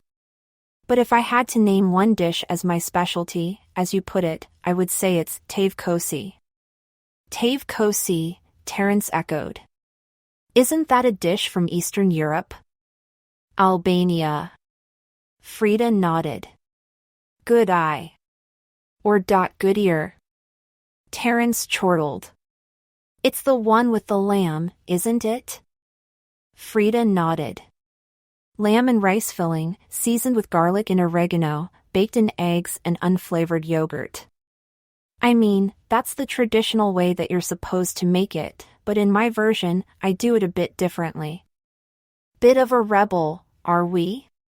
Terence asked, an amused edge to his tone. Frida couldn't resist grinning mischievously. You're supposed to use boneless lamb, but there's something a lot more satisfying about having bones in it, for me. And I always top it with a little Parmigiano, which, again, is really off recipe, but who's really checking? Who's checking indeed, Terence agreed. So perhaps we should try this, then? The lobster thermidor, to Frida's pleasant surprise, was every bit as good as its reputation suggested. It was decadent and creamy, the lobster meat was perfectly cooked and the brandy in the sauce hit her with a gentle burn. That is delicious, Terence said, from opposite her. Isn't it? Frida agreed. This place has really got some big hitters on its menu. I really can't argue with you there, Terence said through a mouthful of lobster. The two of them talked and ate and talked, and pretty soon the atmosphere between them was electric. Frida had to admit, she had some reservations about this man after seeing what had happened between him and the woman he'd been there with, Ophelia, but after more than an hour of conversation, she was coming to the realization that he was just a genuinely nice guy. He was obscenely rich, and although he pointed out he was of billionaire status, he was not snooty or stuck up, which was both a rare combination and one that Frida found extremely attractive. Another unusual factor about Terence was his clear interest in her, something Frida wasn't so used to. She'd seen plenty of men who looked like Terence, just as handsome, perhaps not as rich, but wealthy, and just as well dressed, and they hardly ever gave her a second look. There were people out there who had a thing for African American women, and plus-size women too, but excuse Frida if she didn't feel flattered being the object of someone's sex-fueled fantasy, an exotic forbidden fruit for someone to gorge themselves on. She didn't like being around men who had always wanted a black girl, because she felt like she was an antique tea set, and he was an enthusiastic buyer had been outbid at an auction. Pretty soon, the restaurant was closing down, and the clocks were nearly pushing midnight. This was the first time that Frida had closed down a restaurant that she wasn't working in for months. No, for years. Normally, on her days off, she was a nervous ball of anxiety, forever having her eyes on the clock, desperate to get a good night's sleep before work the next day. But this was not the case here. She and Terence had talked to each other, right through their entrees, drank down their intermezzos, and kept chin-wagging through dessert. They had so much in common, and thusly, so much to talk about. Frida felt as she hadn't in years, like she was having an actual connection. Of course, she and Andrew, who had become bosom friends, were there for each other, but Andrew was a very task-orientated machine, who respected efficient work ethic above all else. And as such, there wasn't much room or time left in the day for idle chit-chat, and then by the end of the working day, everyone was tired and drained and only wanted to talk to their pillow. Frida realized that she had begun to heal a part of her that she hadn't even known was damaged. She was lacking human connection. And now that she was aware that there was something not quite right inside her, now that Terence had opened her eyes to what the woman who had everything was missing, she wouldn't be able to go back. Not a chance.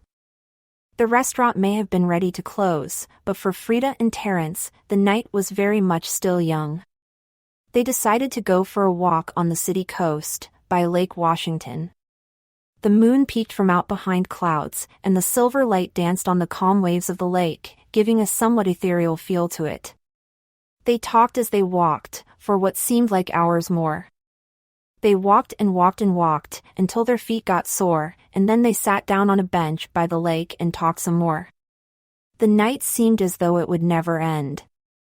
But, as Frida was a firm believer, all good things had to come to an end at some point. It was for this very reason that life was worth living. A thing isn't precious because it lasts, it's precious because it's finite. Likewise, each moment is fleeting, and thus each moment is a gift. Hence why it's called the present. Soon, the sky stopped getting darker and darker and started getting lighter and lighter.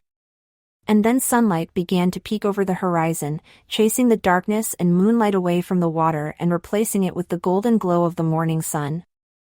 Terrence insisted on taking her home, and they scheduled an Uber to take her back to her house. Despite knowing what she knew about moments and the meaning of them, Frida was desperate to cling to the last fleeting moments of the night and insisted Terrence walk her to her door. And it was there, on that doorstep, that they shared a sweet, passionate kiss.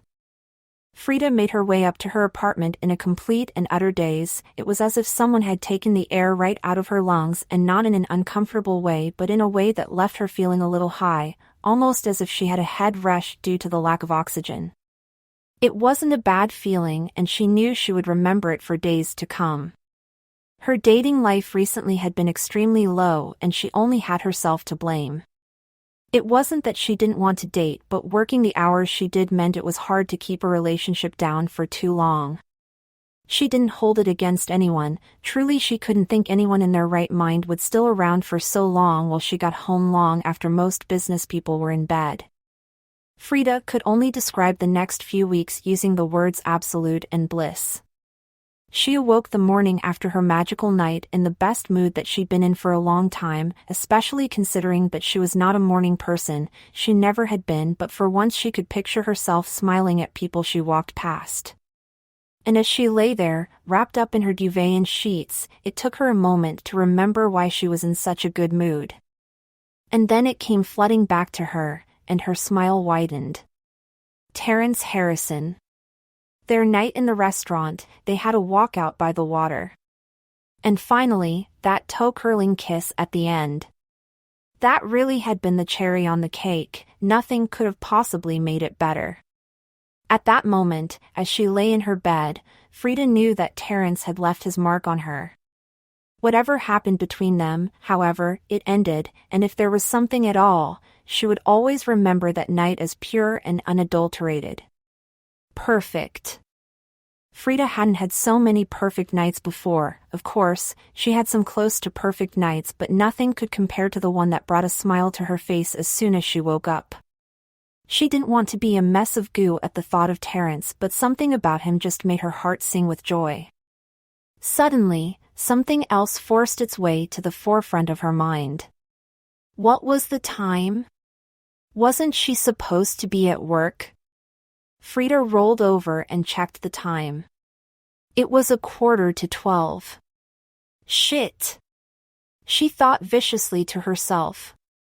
This is why you don't stay up to 5 in the morning having a goddamn stroll, Frida.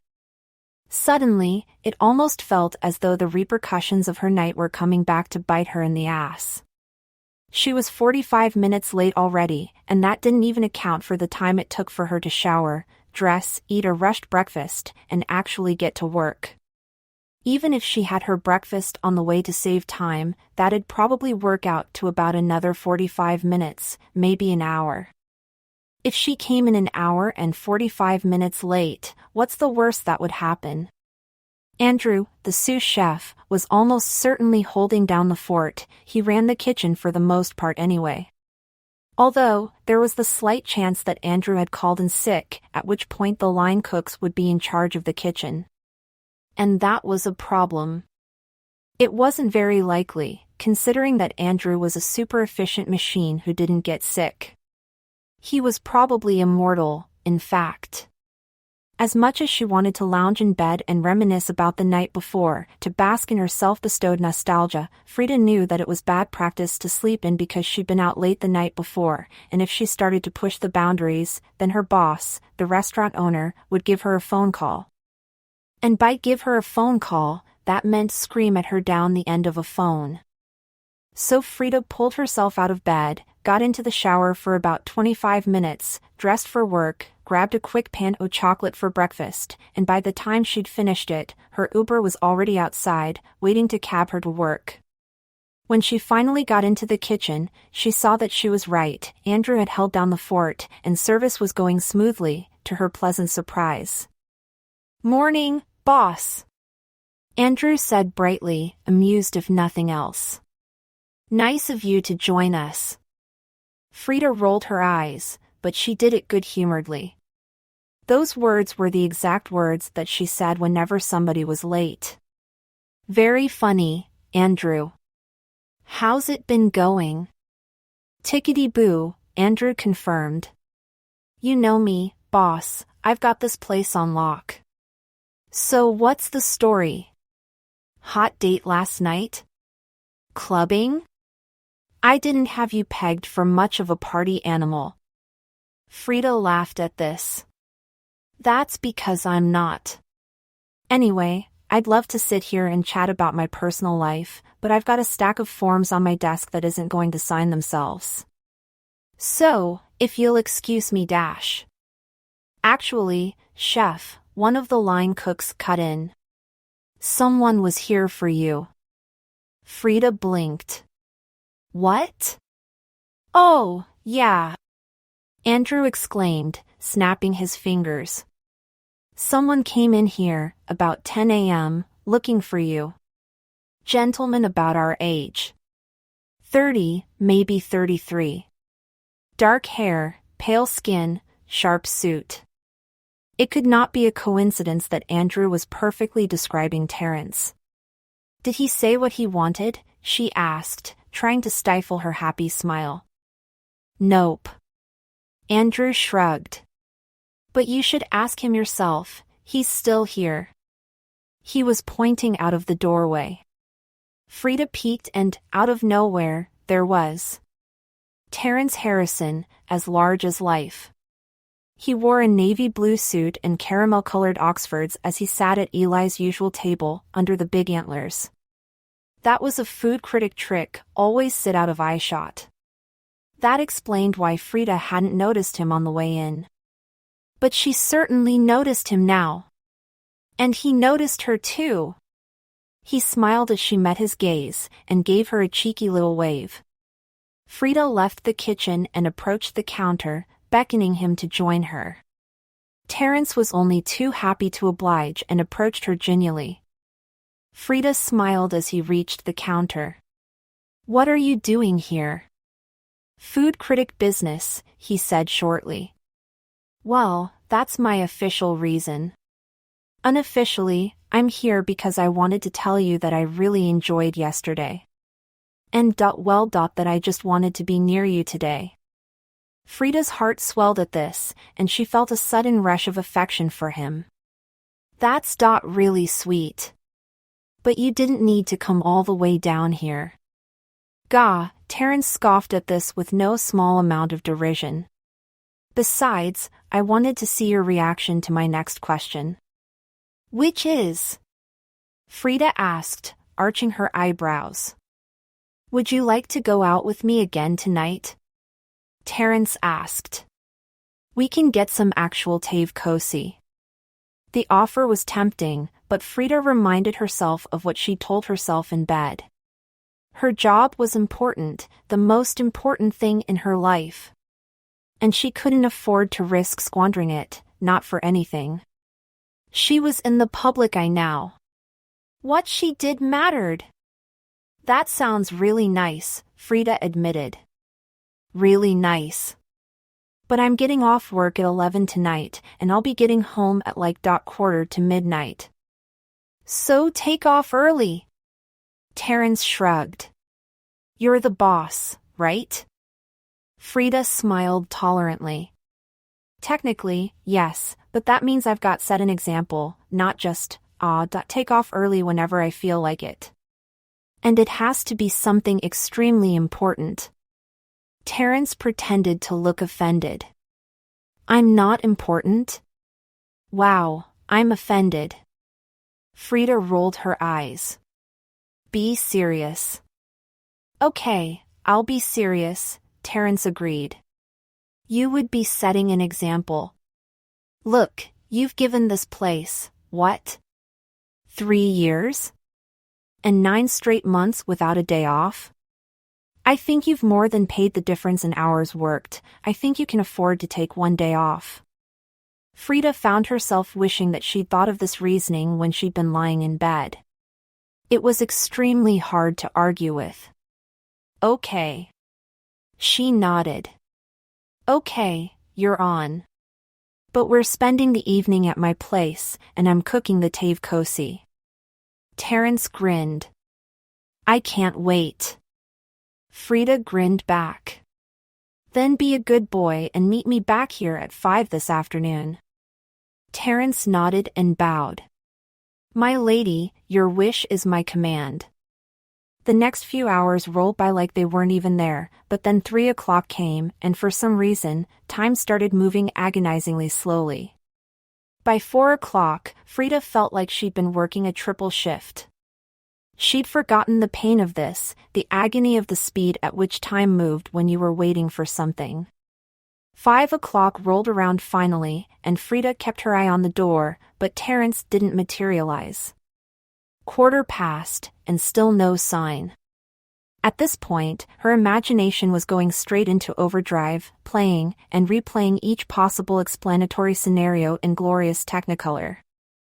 At 5:30, finally, he arrived, wearing a new suit. His wardrobe seemed to be exclusively of suits, or at least, Frida had never seen him wear anything different. Frida said her goodbyes and already had her coat on, ready to make a move. You're late, she said scoldingly. I guess that means I've still got good career options. Terrence grinned abashedly. Fashionably late. Frida snorted. If you worked for me, I'd fire you for that response. Worked for you? Terrence echoed. Honey, you couldn't afford me. Billionaire, remember? The following hours of the night followed the same basic setup as the one that had come before it, and yet this time there were a lot more jokes, a lot more laughter. And both Frida and Terrence were a lot more comfortable with each other. They talked all the way back to Frida's, and he entertained her in the kitchen while she cooked. When dinner time rolled around, Terrence finally got to sample her take on the popular Albanian dish, tave kosi, only with boned meat and Parmesan cheese sprinkled on top. As expected, the dish was delicious, and they began to wind down by relaxing on Frida's sofa with a bottle of Cherval Blanc wine and the television on. Sipping wine from her glass, Frida found herself saying a silent prayer of thanks to whatever gods were listening that she had agreed to play hooky, as it were. That day had been one of the best that she'd had in a long while, and more than ever before, she was feeling a closeness to Terrence that just couldn't be expressed in words. For a while, they sat snuggled together, her head rested on his shoulder. Then she moved her hand until it was in his lap. Frida didn't even mentally register what she was doing until she felt something twitch under her hand and realized her hand was resting right on Terrence's crotch. Their gazes accidentally met, and in that instant, she just let her instinct take over. She leaned in and planted a kiss on his lips. Chapter 6. At first, the kiss was urgent and rough.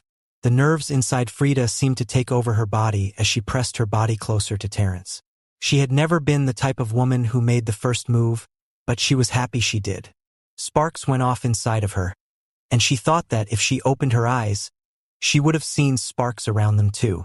She had never wanted someone as badly as she wanted Terrence. They just lay there, the tips of their noses touching, and without even meaning to, sleep claimed her. Chapter 7. Frida knew that her body had taken her to a whole new world of ecstasy, and she definitely had Terrence to thank for that. Her whole self felt relaxed and comfortable as she subconsciously snuggled closer to Terrence in her sleep. It was absolute pure bliss being next to him. When she awoke the next morning, unlike the one before, Frida knew exactly why she was in such a good mood. She stretched her body out a little, soaking up the feeling of satisfaction as it ran through her body. She felt more alive, more awake than she ever had before, and she loved it. Her whole body sang with joy. Terrence and she had had one of the most perfect dates in her life the previous evening. A whole evening of talking, basking in their electric atmosphere, and dining over one of the best meals she'd ever made.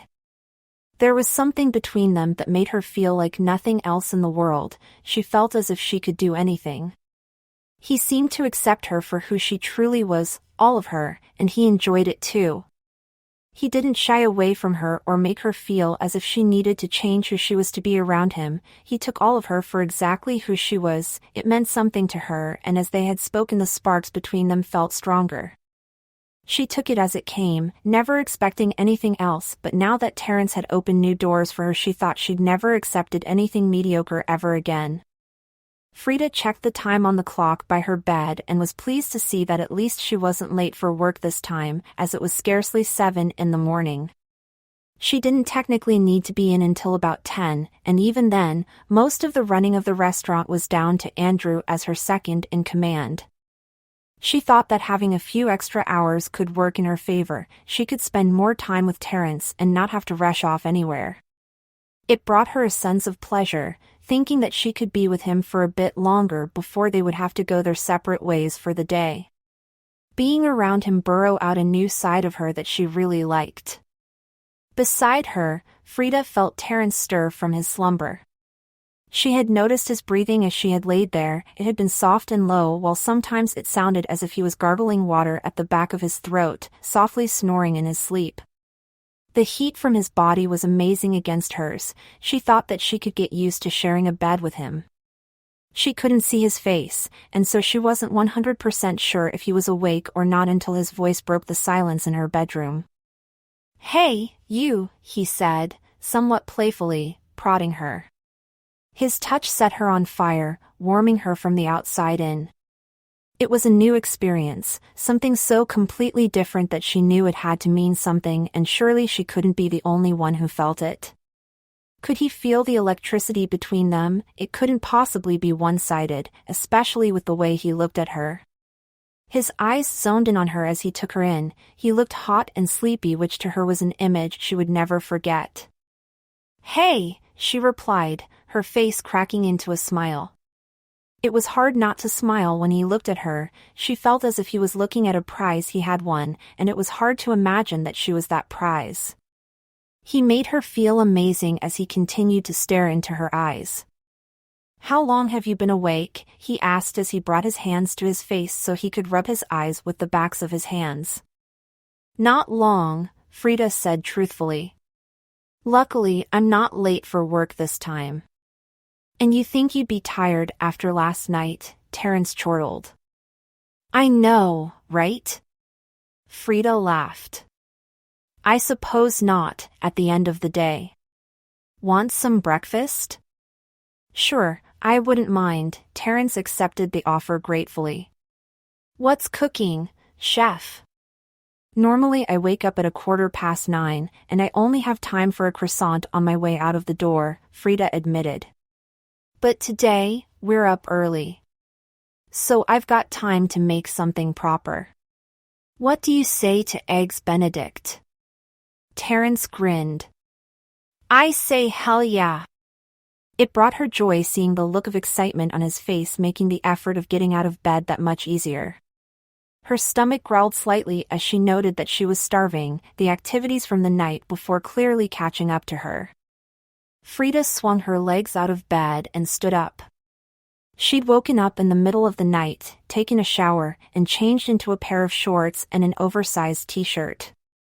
Mostly to wash the stench of debauchery from herself.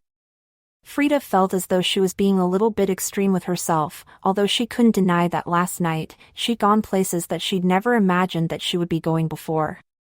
It was almost enough to make her blush at the thought of what they had gotten up to that night. She felt as if she was a completely new person because of it. She knew she would try almost anything with Terrence. There was no denying that their chemistry made everything that much more enjoyable, but even still she wanted to look presentable around him. It wasn't about trying to portray someone she wasn't, and it wasn't because she felt the need to try harder, but she still wanted to impress him. Maybe it was sappy and a tad bit stupid, but she just wanted to give him the best of herself. She made her way into the kitchen and started taking out pans, whisks, measuring jugs. It wasn't long before Terrence followed her into the kitchen and stood there, leaning on the doorway, watching her do her thing. She didn't pay him much attention as she moved around the kitchen, zoning in on the task at hand. She loved the idea of cooking for someone else other herself. Cooking for other people was the one thing she enjoyed the most. Just seeing the look on their faces as they tucked into one of her dishes was enough to make all the time and effort she had used to make it worth it. Frida was vaguely aware of Terrence watching her but wasn't really paying attention. Her mind had already flown ahead to the task at hand. She'd already begun planning how much she was going to make, in what order. Not many people thought about the detail that went into cooking. TV shows often show women who cook for their families but never followed any sort of instruction, but Frida knew that sometimes to make sure it tasted absolutely perfect there were rules that needed to be followed. She liked the order of cooking, how it seemed to get messy and sometimes all over the place, but in the end, there would always be a put-together meal on the table at the end. The one thing she always enjoyed about cooking was the fact that she could lose herself in it, no matter what she was cooking. It could take her anywhere she wanted to be. Sometimes it would take her back to her childhood kitchen, cooking with her mother as they made a mess of the kitchen while cooking up something so delicious the mess didn't even matter. On other occasions it could take her to other places in the world, the original destination of the dish she would be cooking. She could picture herself walking the streets of Italy whenever she smelled fresh bread and cooked pasta. It was something she loved. Eggs Benedict was a simple dish, but there were a lot of steps, and one of a chef's most important tools is the power to multitask. This was one of the first and most important lessons that Frida had ever learned, and it was something that she carried with her every single day of her life, for every meal that she made. It simply wasn't possible to do only one thing at a time and make it as a chef, especially not in the professional industry. To be a chef, you had to master the art of double-hatting and triple-hatting on the job. Because things went wrong, sometimes somebody switched off the gas hob by mistake, and you had to take a pie out of an oven and relight the hob at the same time. There was seldom time to do things exactly and as ideally as you would like. It just wasn't feasible, and it never had been. Frida had made this particular dish so many times that she wasn't even really paying attention to what she was doing. Her hands were almost a blur as they whirled around the kitchen, sliding pans all over the place, transporting ingredients from surface to surface and handling utensils. "How do you do that?" Terrence asked from behind her. "Do what?" Frida asked absent-mindedly, not even turning to look at him as she popped open a carton of eggs and cracked one into her frying pan. It hissed, popped and fizzed on the heated pan surface and the egg began to fry. "How do you move so quickly?" Terrence asked. His tone of voice suggested that he was in awe, though Frida couldn't see his facial expression to corroborate. "I don't know," Frida said truthfully, shrugging. "Practice, I suppose. Years of it. Drills and skills is what my dad used to call it. Training and expertise." "And how do you do so many things at once?" Terrence asked. Frida chuckled at this as she balanced an English muffin on her cutting board and with one smooth stroke with her chef's knife, sliced it apart. She popped it into the toaster with one hand, and with the other, used a spatula to flip the frying egg over in the pan. Now that took a bit longer to master. But I have been cooking for almost as long as I've been alive. Must be about 20 years by now, so I ought to be good at it. Terrence nodded. "I suppose so. So, can you talk me through what you're doing?" "I certainly can." Frida nodded. "So are you familiar with the process of making eggs Benedict?" "I sure am." Terrence nodded. "Eggs, English muffin, bacon, right?" "Right." Frida nodded. "You forgot one thing, though," she said, adding butter and lemon juice to a measuring jug. She cracked in a few egg yolks, added water, and began to season the mixture with salt, pepper, cayenne pepper, and vinegar. When she was done, she whisked the mixture in a creamy, yellow liquid. Really, what did I forget? Terrence frowned, bewildered. This, Frida said, gesturing with the jug. It's called hollandaise sauce. Ah, yes. Terrence snapped his fingers. How could I forget the sauce? Frida smiled. It's easier than you think, so don't beat yourself up. Now, traditionally, in the New York version, Eggs Benedict is supposed to use poached eggs. Poached is when you cook them in hot water. I know what a poached egg is, silly, Terrence rolled his eyes. Frida chuckled. Of course you do, Terry, she said condescendingly. So, yeah, the recipe actually calls for poached eggs, but I prefer to use fried. Not as healthy, I know, but what are you going to do, sue me? I'm not an expert, but I don't think there is legal precedent for that, Terrence snorted derisively. I would be inclined to agree with you there, Frida concurred. So anyway, my mother used to say that rule 3 of the kitchen was never ever know what you're doing. Terrence laughed at this. Your mom sounds awesome. She's definitely that. Frida nodded, agreeing. And in keeping with that rule, I always tend to put my own personal spin on whatever dish I do. I never just stick to the recipe.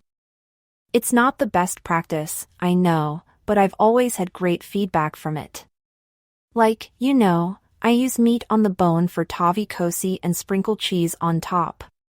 It's not very traditional, but what are you gonna do? Terrence chortled. Far be it from me to challenge your creative genius, madam. Good boy, Frida purred, and out of the corner of her eyes, she saw his cheeks go red. She smiled at this, pleased to be able to have this effect on him. So I fry my eggs when making this particular dish, and sometimes I put a little cheese on top as well. Again, it's not really traditional, but my kitchen, my rules. And, of course, I fry the bacon as well. Have to. Terrence nodded in agreement. Gets it crispy, right? Exactly. Frida nodded. You'd make a good line cook, babe. As soon as she said it, Frida felt her heart skip a beat. Did I just call him babe? What was I thinking? Terrence didn't seem to have noticed. He took a seat at the kitchen table, still in his boxers, took a satsuma from the fruit bowl and began to peel it. Well, I guess that means I've still got good career options for if I ever go bankrupt. Although it'll probably take me a lifetime to work through my $1 billion, he said with a cheeky wink. Frida laughed at this. For the next few minutes, the kitchen was full of the smell of frying eggs, toasted muffins, melting butter, and hollandaise sauce, all manner of heavenly smells. And then, once the breakfast was made, Frida and Terrence sat opposite each other to eat it. From the first bite, Frida could tell that she'd hit the jackpot. Judging by Terrence's expression of delight, she knew hers was just as delicious as his. She knew what she was capable of, but it didn't mean that satisfying someone wasn't still fun to watch. Damn, girl! Terrence exclaimed under his breath. You really can cook. Frida was glad that her skin was too dark to allow for blushing because she would have been redder than a tomato at that compliment. Anyone would be lying if they said they didn't like receiving a compliment now and again, even when it came to something that comes easily.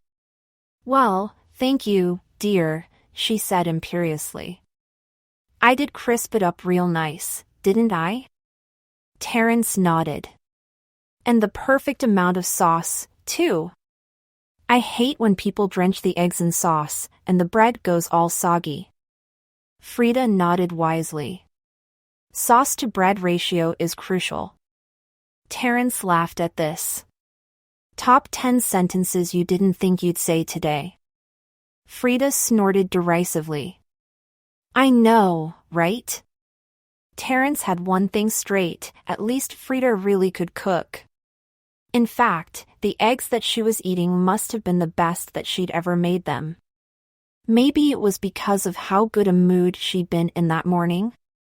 As a head chef and a professional, Frida was all too familiar with the hypothesis that good energy and positive vibes could affect the quality of the food that one was making, and even though there was no hard scientific evidence to support this theory, she liked to believe that it was true.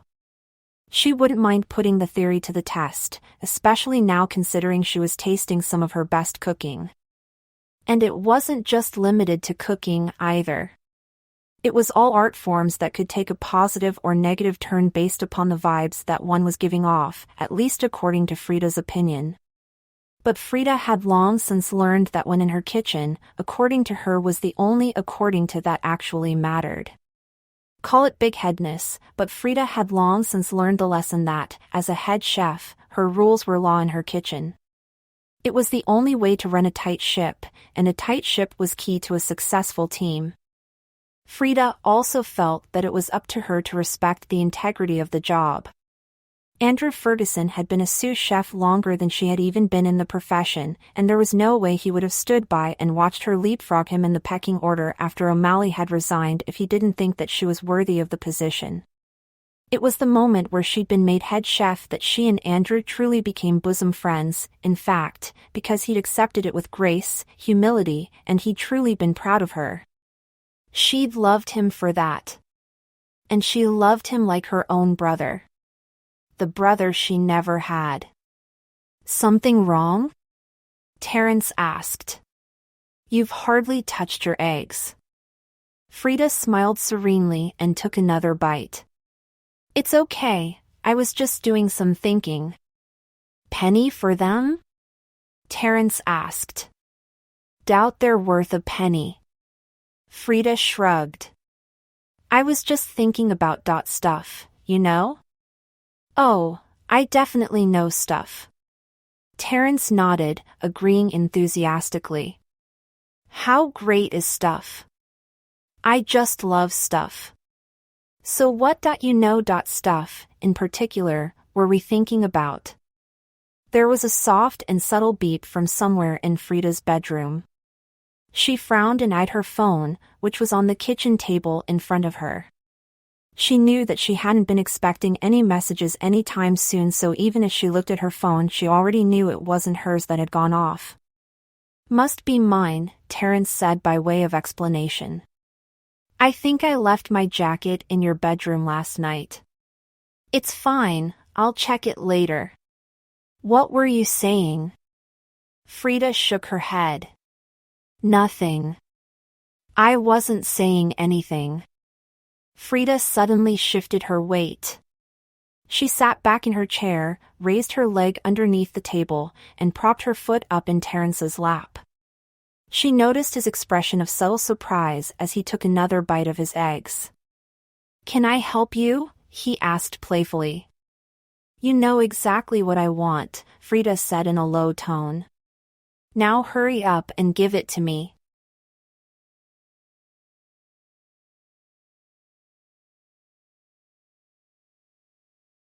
Chapter 8.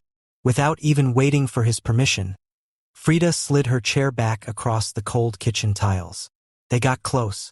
When they finished, she thought about this being what she had wanted. But now that she was living it, it suddenly didn't seem so crazy. In fact, it felt right. That was perhaps not the only, but certainly the best word that there was for it. Felt right. They may only have known each other for a few days. But Terrence had unlocked a part of her that she didn't even know existed, and she knew now, better than ever, that she was always going to be connected with him because of it, no matter what happened. Suddenly, Frida saw movement out of the corner of her eye. Terrence was standing in the doorway between the lounge and her bedroom, his phone in his hand and his eyes fixed upon it.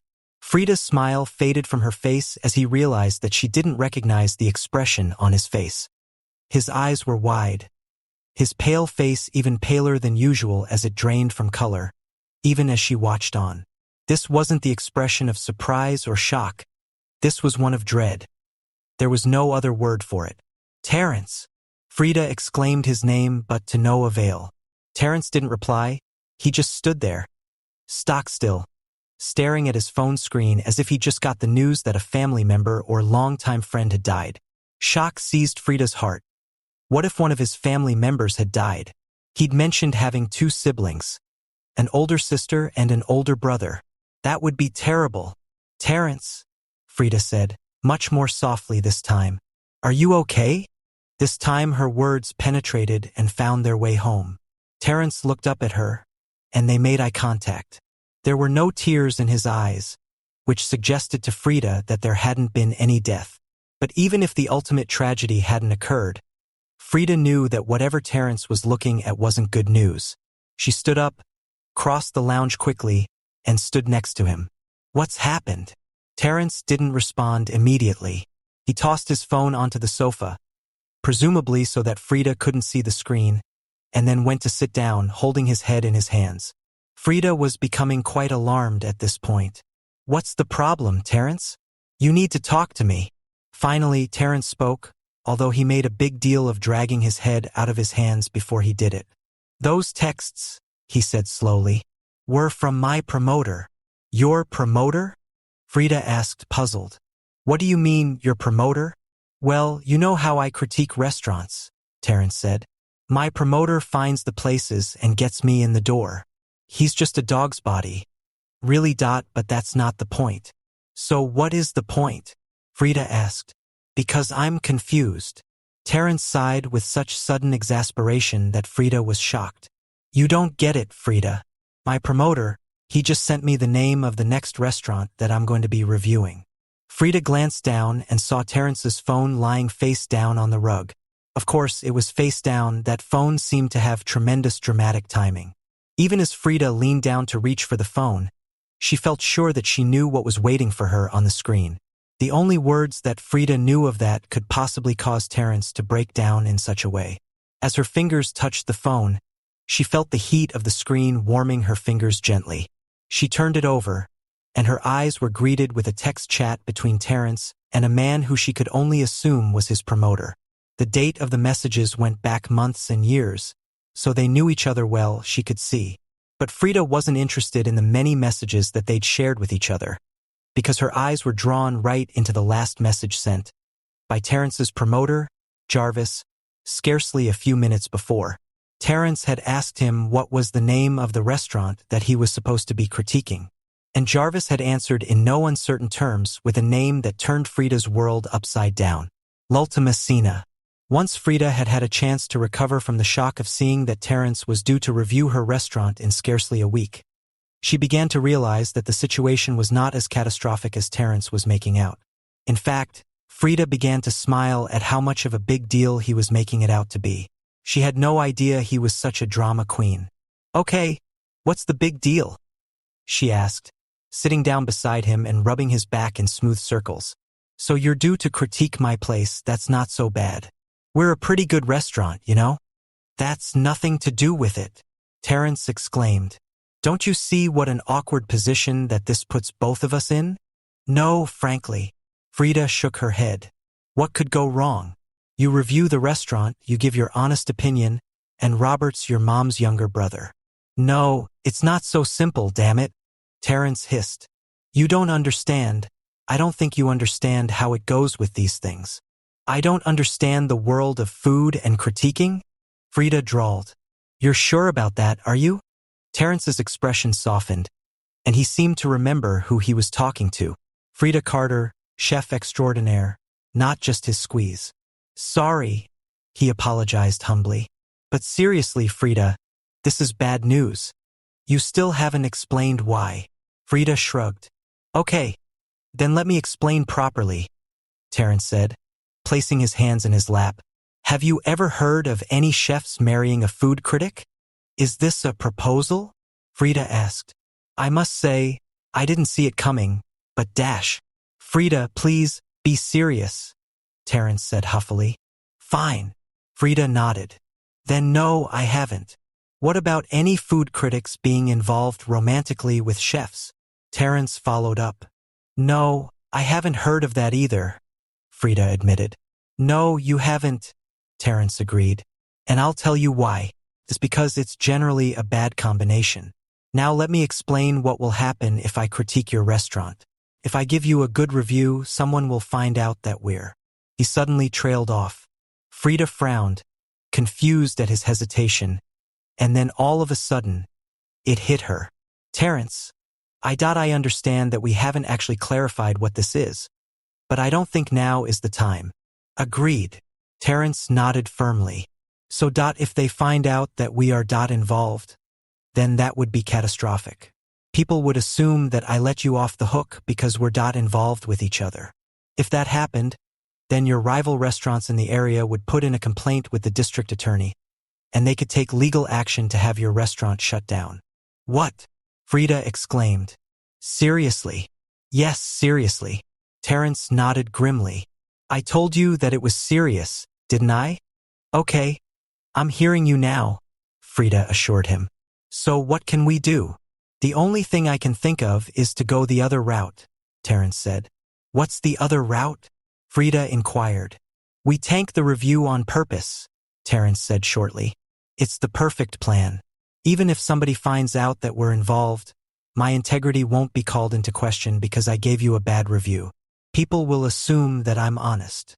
But that leaves a blight on our reputation, Frida pointed out. We're the best restaurant in Seattle, but not by a lot.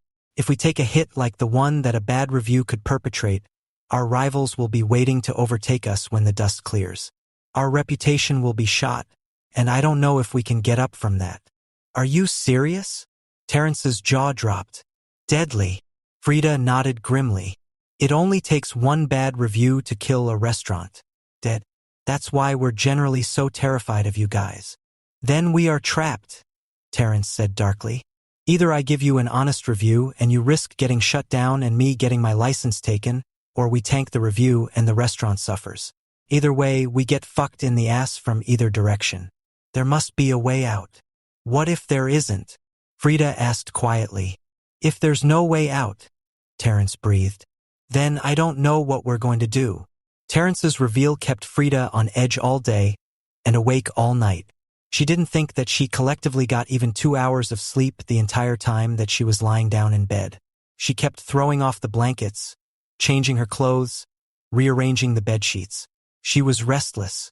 She even got up for an hour or so and had a read of her current favorite book, Guardian Angel, The Magenta Conflict. She couldn't escape the niggling feeling that she was no longer safe, even in her own house. What Terrence had shared with her, and the gravity of what it meant, had shocked her to her core. It wasn't illegal, what Terrence had done, but tipping her off in advance of the day of the critique was extremely unethical. And if anyone found out, Terrence's business could take a massive hit. Not only that, but Frida was shocked at how readily he had told her. Like he was so ready to risk his entire career for her. She didn't know what to make of that. Was it sweet? Crazy? Creepy? Should she be charmed? Complimented that he thought so much of her to tell her? Or alarmed?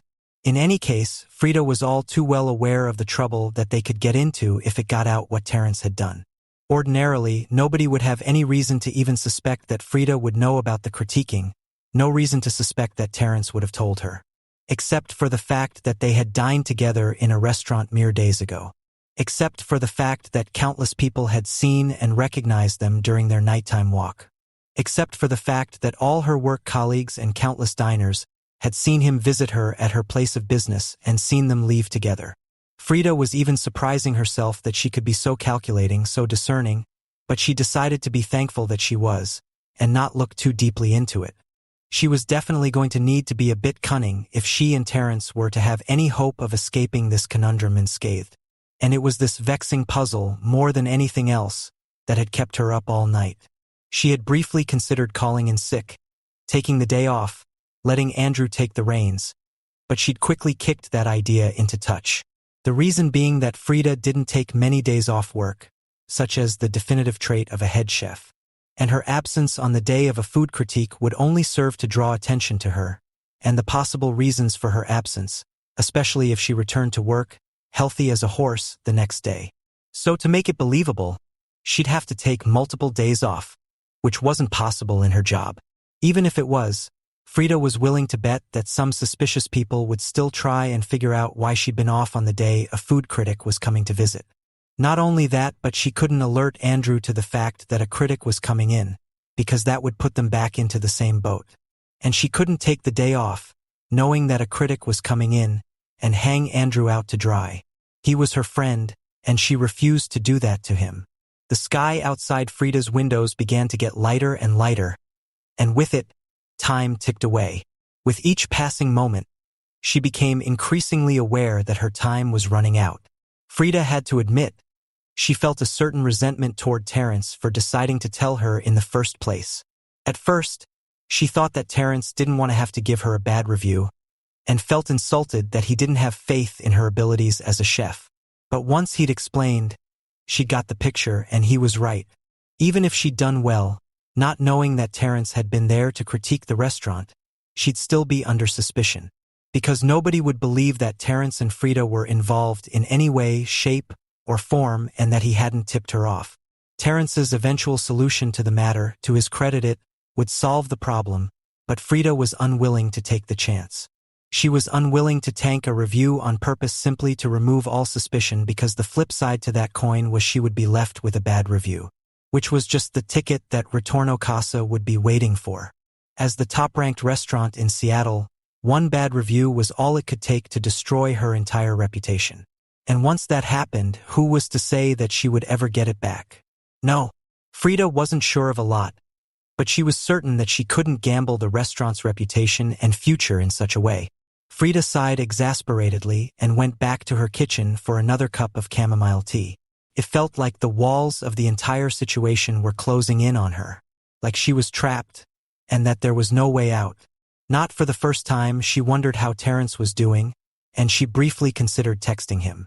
It was only then that she realized with a jolt that she didn't actually know his number.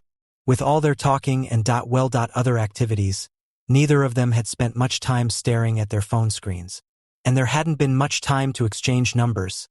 It had slipped their minds. Personally, Frida was of the opinion that technology had infected the world, and specifically the next generations. Pretty much everyone needed a break from their phones and their tablets and their TV screens, just for a minute. On the whole, Frida thought that it was pretty impressive that they'd managed to go for so long without even thinking to exchange phone details. In any case, she didn't want to wake him up in the middle of the night to tell him that she'd changed her mind about their plan. Although in truth it wasn't their plan, and it never had been because she hadn't come out and agreed to it. The question was, how was she going to break that to him? Frida really hoped that Terrence hadn't gone to bed thinking that the entire situation was resolved only to find out in the morning that Frida was going to do that well. She didn't even know what she was going to do. But she wasn't going to purposefully tank the review. She knew that much. She couldn't do that, not to the restaurant that had become her whole life for the past 3 years. And certainly not for a guy she just met, no matter how badly she wished for him to remain unscathed by being in a relationship with her. Wait, was Terrence in a relationship with her? Frida immediately cursed. She had made a secret pact with herself not to go anywhere near this topic during her designated overthinking time.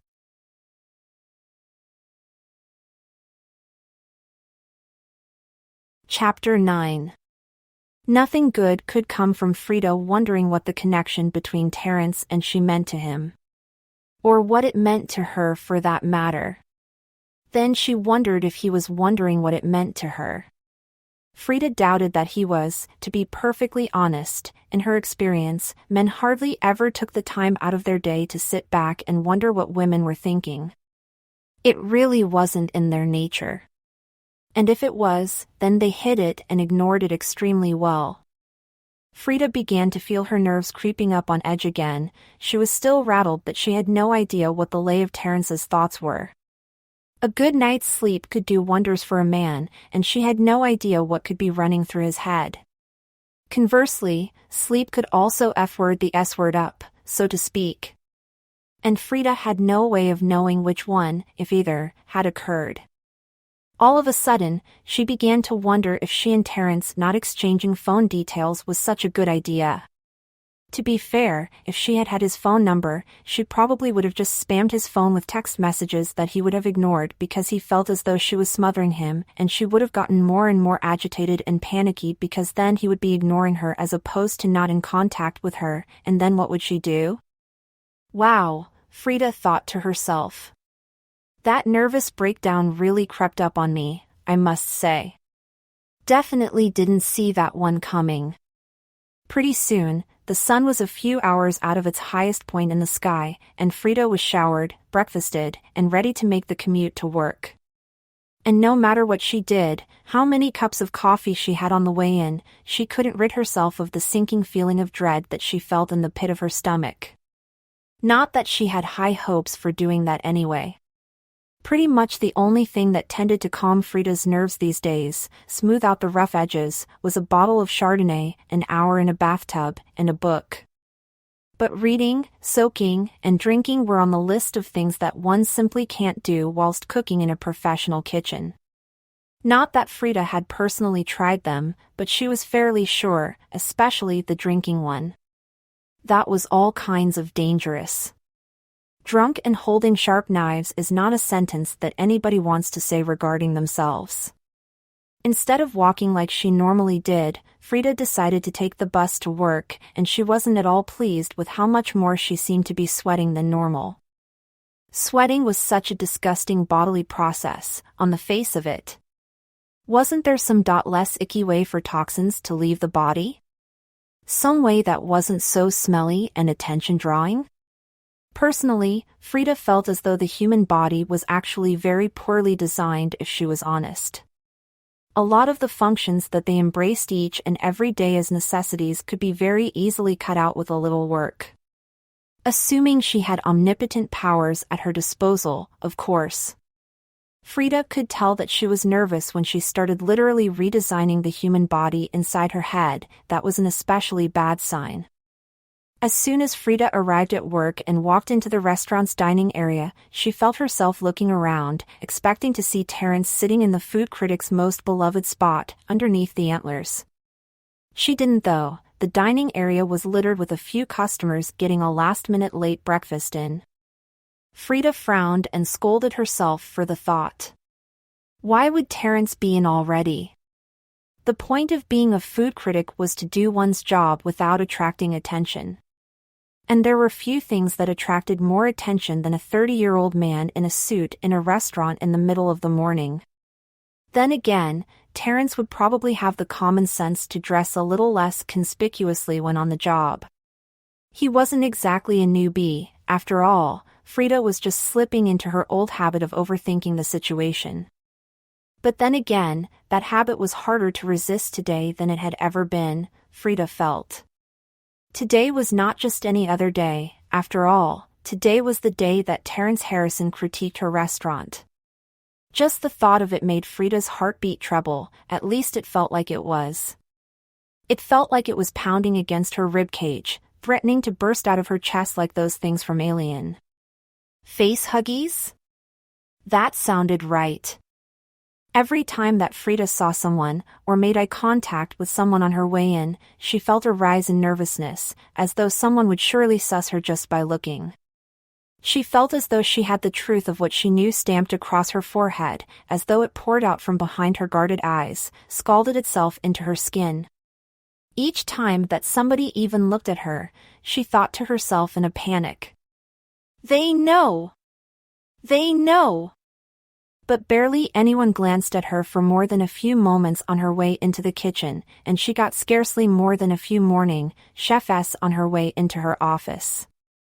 When she finally made it to her desk, her door shut behind her, she slumped into her chair behind her desk and let out a huge sigh of relief. Although, deep down, she knew that there was no call for it. She wasn't out of the woods yet, not by a long shot. Not even close, actually. She couldn't explain her relief, not even to herself, but Frida just felt as though they at least had a chance to get out of this predicament unscathed.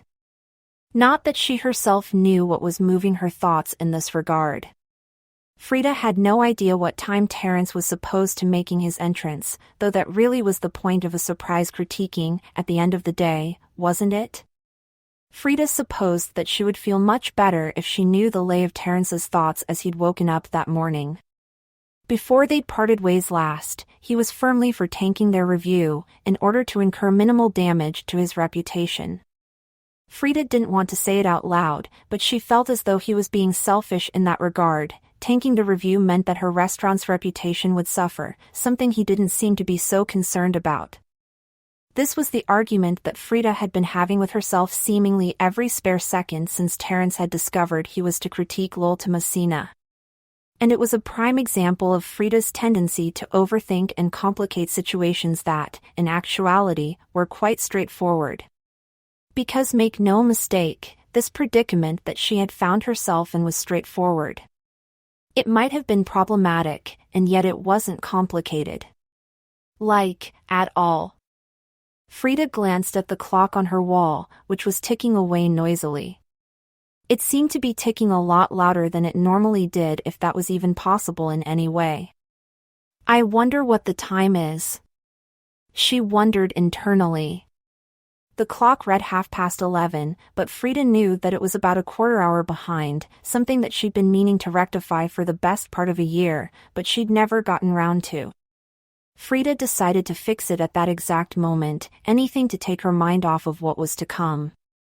Frida looked around her office for another chair that she could use to stand on. Hers was a swiveling one, and she was not about to stand on that again. The first time had taught her both the futility and stupidity of standing on a swiveling chair. She'd made sure that it was also the last time. Frida ended up using the end of her long metal ruler to lift the clock from the nail off of which it hung. As she took the clock in her hands, she marveled at how good that idea had been.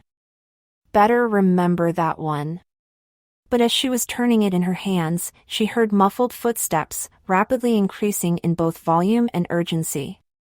Next second, her office door was thrown open, and Andrew stood in the doorway, a look of annoyance on his face. Andrew, Frida said testily, setting the clock and ruler down on her desk. We need to have another talk about you knocking on my door, because it's getting ridiculous. Sorry, Andrew said monotonously. But you're needed out front. Frida's heart skipped a beat. Why? She asked, in something of a panic. Is there someone to see me? Frida had no idea what was going on. Terrence couldn't be in already, could he?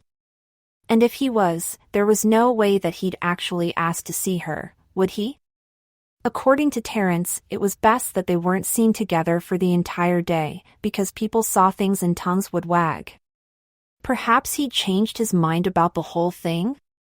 No, Andrew said, killing Frida's thunder almost immediately. It's a customer. Frida rolled her eyes. Andrew. Seriously? You can't deal with one customer? Hey, I followed the procedure. Andrew said indignantly. And they're demanding to see the head chef, so I don't know what you want me to do. My hands are tied here, boss. Frida sighed. To voice the truth of it, he was right, and she knew it. If the customer demanded to see the head chef, as Andrew was so adamant that they were doing, then the procedure dictated that Andrew comply.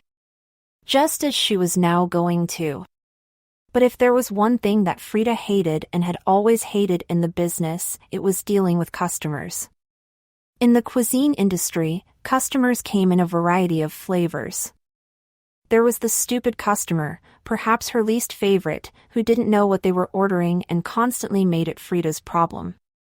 There are the ones who are angry over a number of possible reasons that included but were not limited to food taking too long, food not being hot enough/not cooked right, portions of food being too small, or food not looking like how they imagined it in their heads. Frida had to hand it to herself for putting up with customers like these through the years. It wasn't easy to resist the urge to sock someone in the jaw for tearing you a new one because they didn't realize that eggplant parmesan had actual egg in it. But it was true that the higher up the pecking order you went, the less you actually had to personally deal with customers, despite what one might think from watching Gordon Ramsay verbally tussle and throw down with unappreciative diners on Hell's Kitchen. But less was just not enough for Frida in this regard. If she never had to personally converse with a customer again, it would be too soon. As soon as the customer himself came into Frida's line of sight, she knew what kind of situation this was going to be. This man was of the food isn't cooked right kind of guy. He had it written all over him, not by his appearance, but by his stance. He was visibly older than Frida, by at least 15 to 20 years.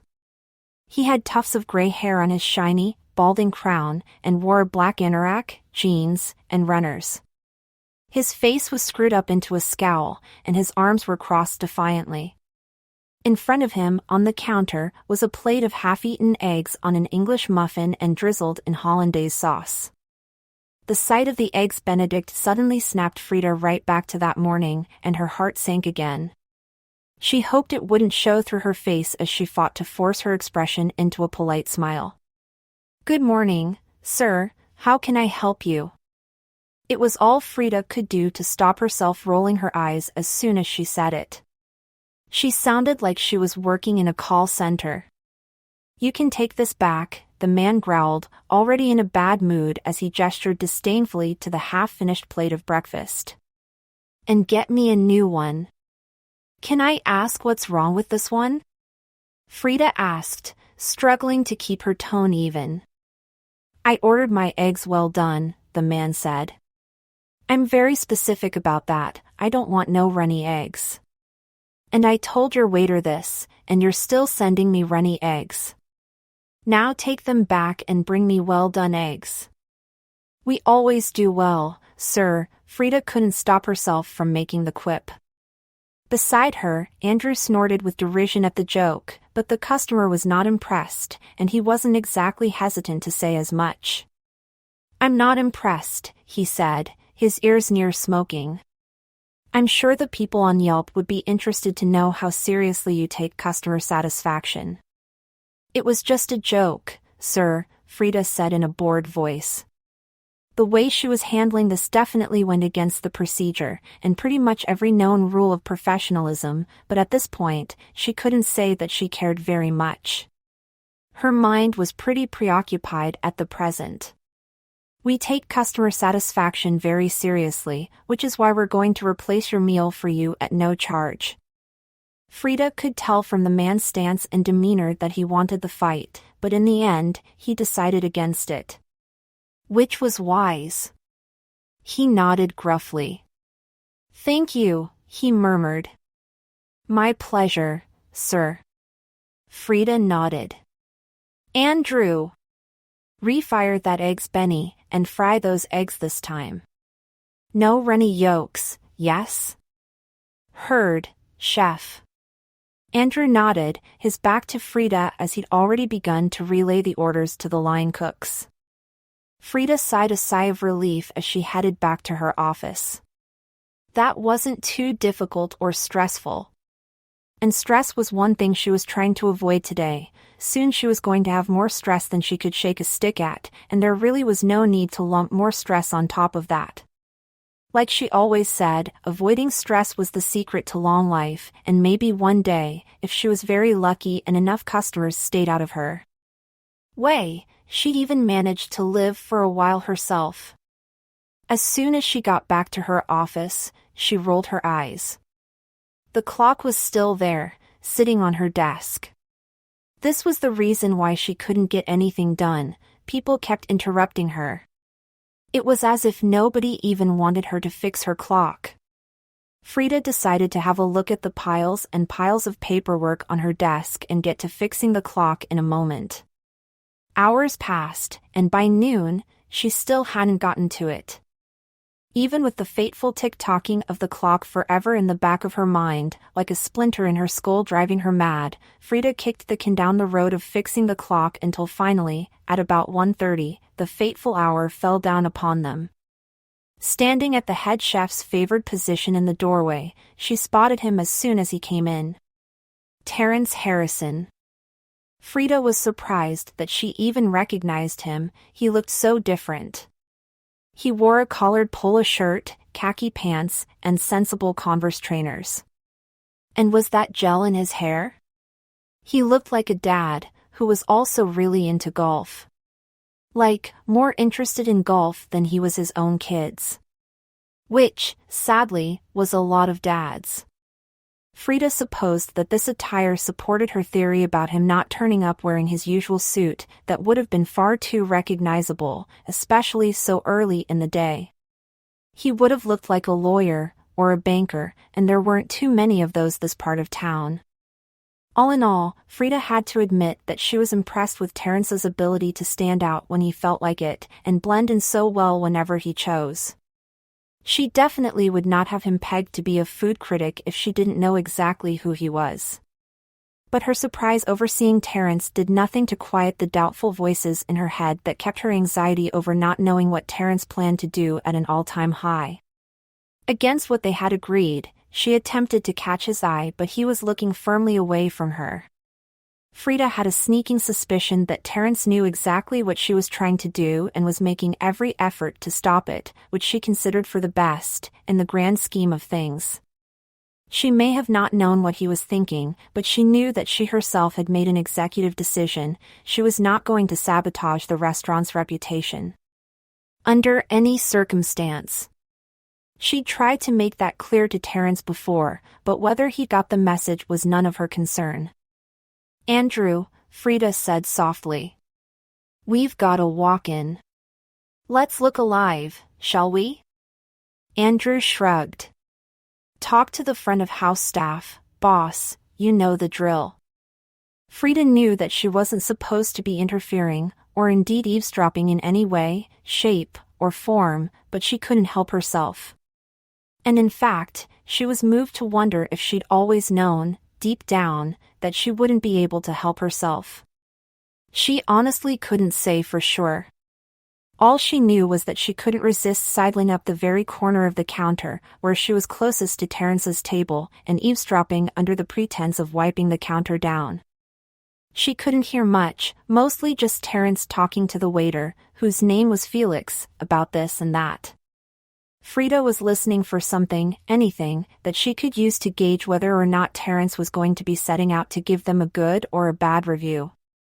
Or, more accurately, an honest or an unfair review. Frida couldn't hear much at all, and if she stayed wiping that small section of the counter down, then people were bound to get suspicious, which was exactly what nobody wanted. So, using her cleaning cloth, she worked her way down the counter just to keep up the appearance and then disappeared back into the kitchen. Andrew was tearing a ticket out of the mini printer on the little table by the door. "Order on," he said importantly. "Chicken tagliatelle, extra parm, no garlic." "Seems pretty straightforward." "I'll handle this one, boss." Frida nodded. "You do that, Andrew. Call me if you need anything. Actually, I'll just be here. In case." Andrew gave Frida an accusatory look like he was accusing her of micromanaging him, but he soon lost interest in this and went back to his job. Frida watched every step of the making process of the dish to go out, a plate of tagliatelle pasta cooked in a creamy reduction and stirred together with sliced and seasoned chicken breast.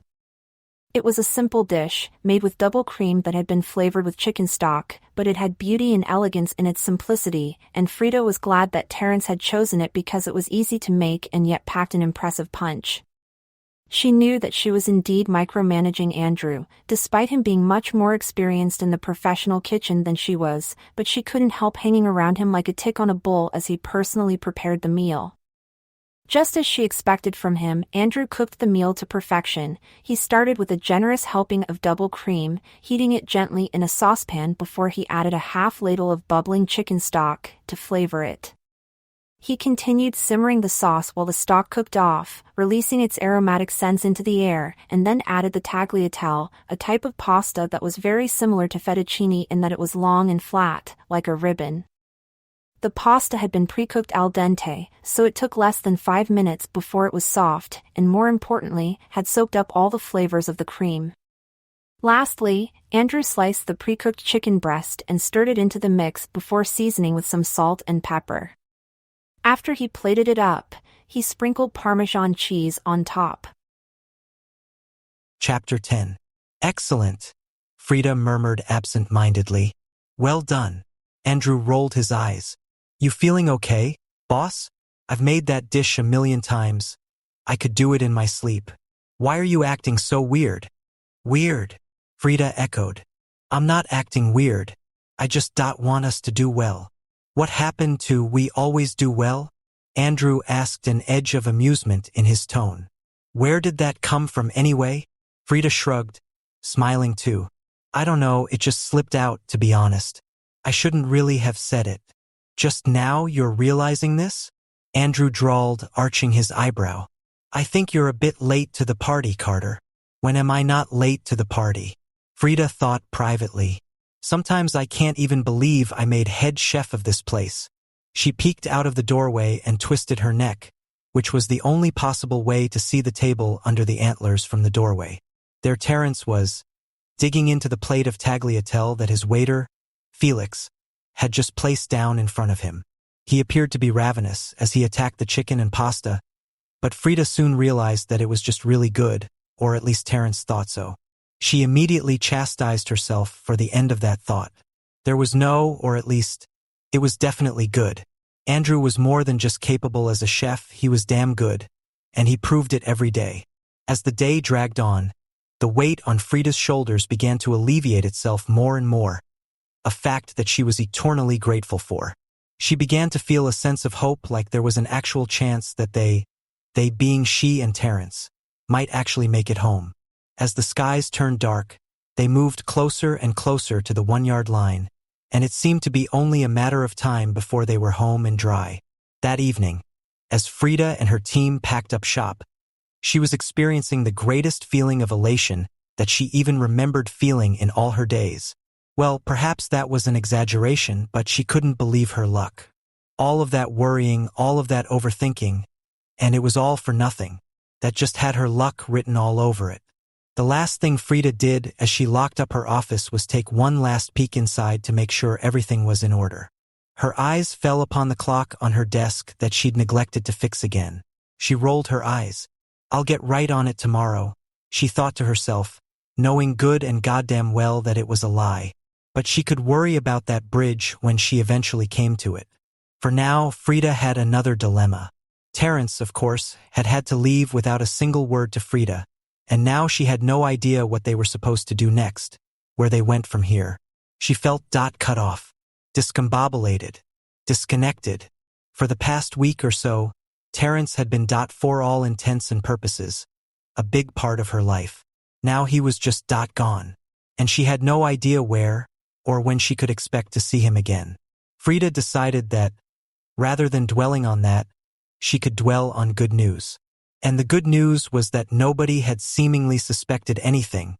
It was looking like Terrence had been wrong, which was something that Frida was looking forward to telling him as soon as she got a chance. But when would that chance be? She wondered inwardly as she walked through the lamplit streets of Seattle. She had no idea where Terrence was, no idea how to contact him, no idea of anything. Really, he was like a ghost who had just vanished without a trace, and whatever trail he had left had officially gone cold. But Frida was tired after the ordeal that day, and she desired her bed more than anything else. But when she got to the end of her yard path, where the gate was, she was greeted by a sight that lifted her heart right out of her chest and made her skin tingle. Terrence Harrison was standing at the end of her path, dressed once again in a snappy black suit and a trench jacket. He turned on the path as Frida arrived, a smug smile plastered over his face. He smiled a cheeky smile and waved at her. Hey! Frida didn't even think about it. She just went for it. She pushed open the gate, strode up the path without a word, and threw herself into Terrence's arms, pressing her lips against his. If she had thought that their first kiss was passionate, this one very nearly split her very soul in two. It was as though the increased serotonin pumping through her had heightened her senses. She could feel and see and smell and touch everything, it seemed. She could feel Terrence's body heat, smell his freshly showered scent, his aftershave, and it drove her wild. It filled her with a passion and intensity that she had never even thought possible.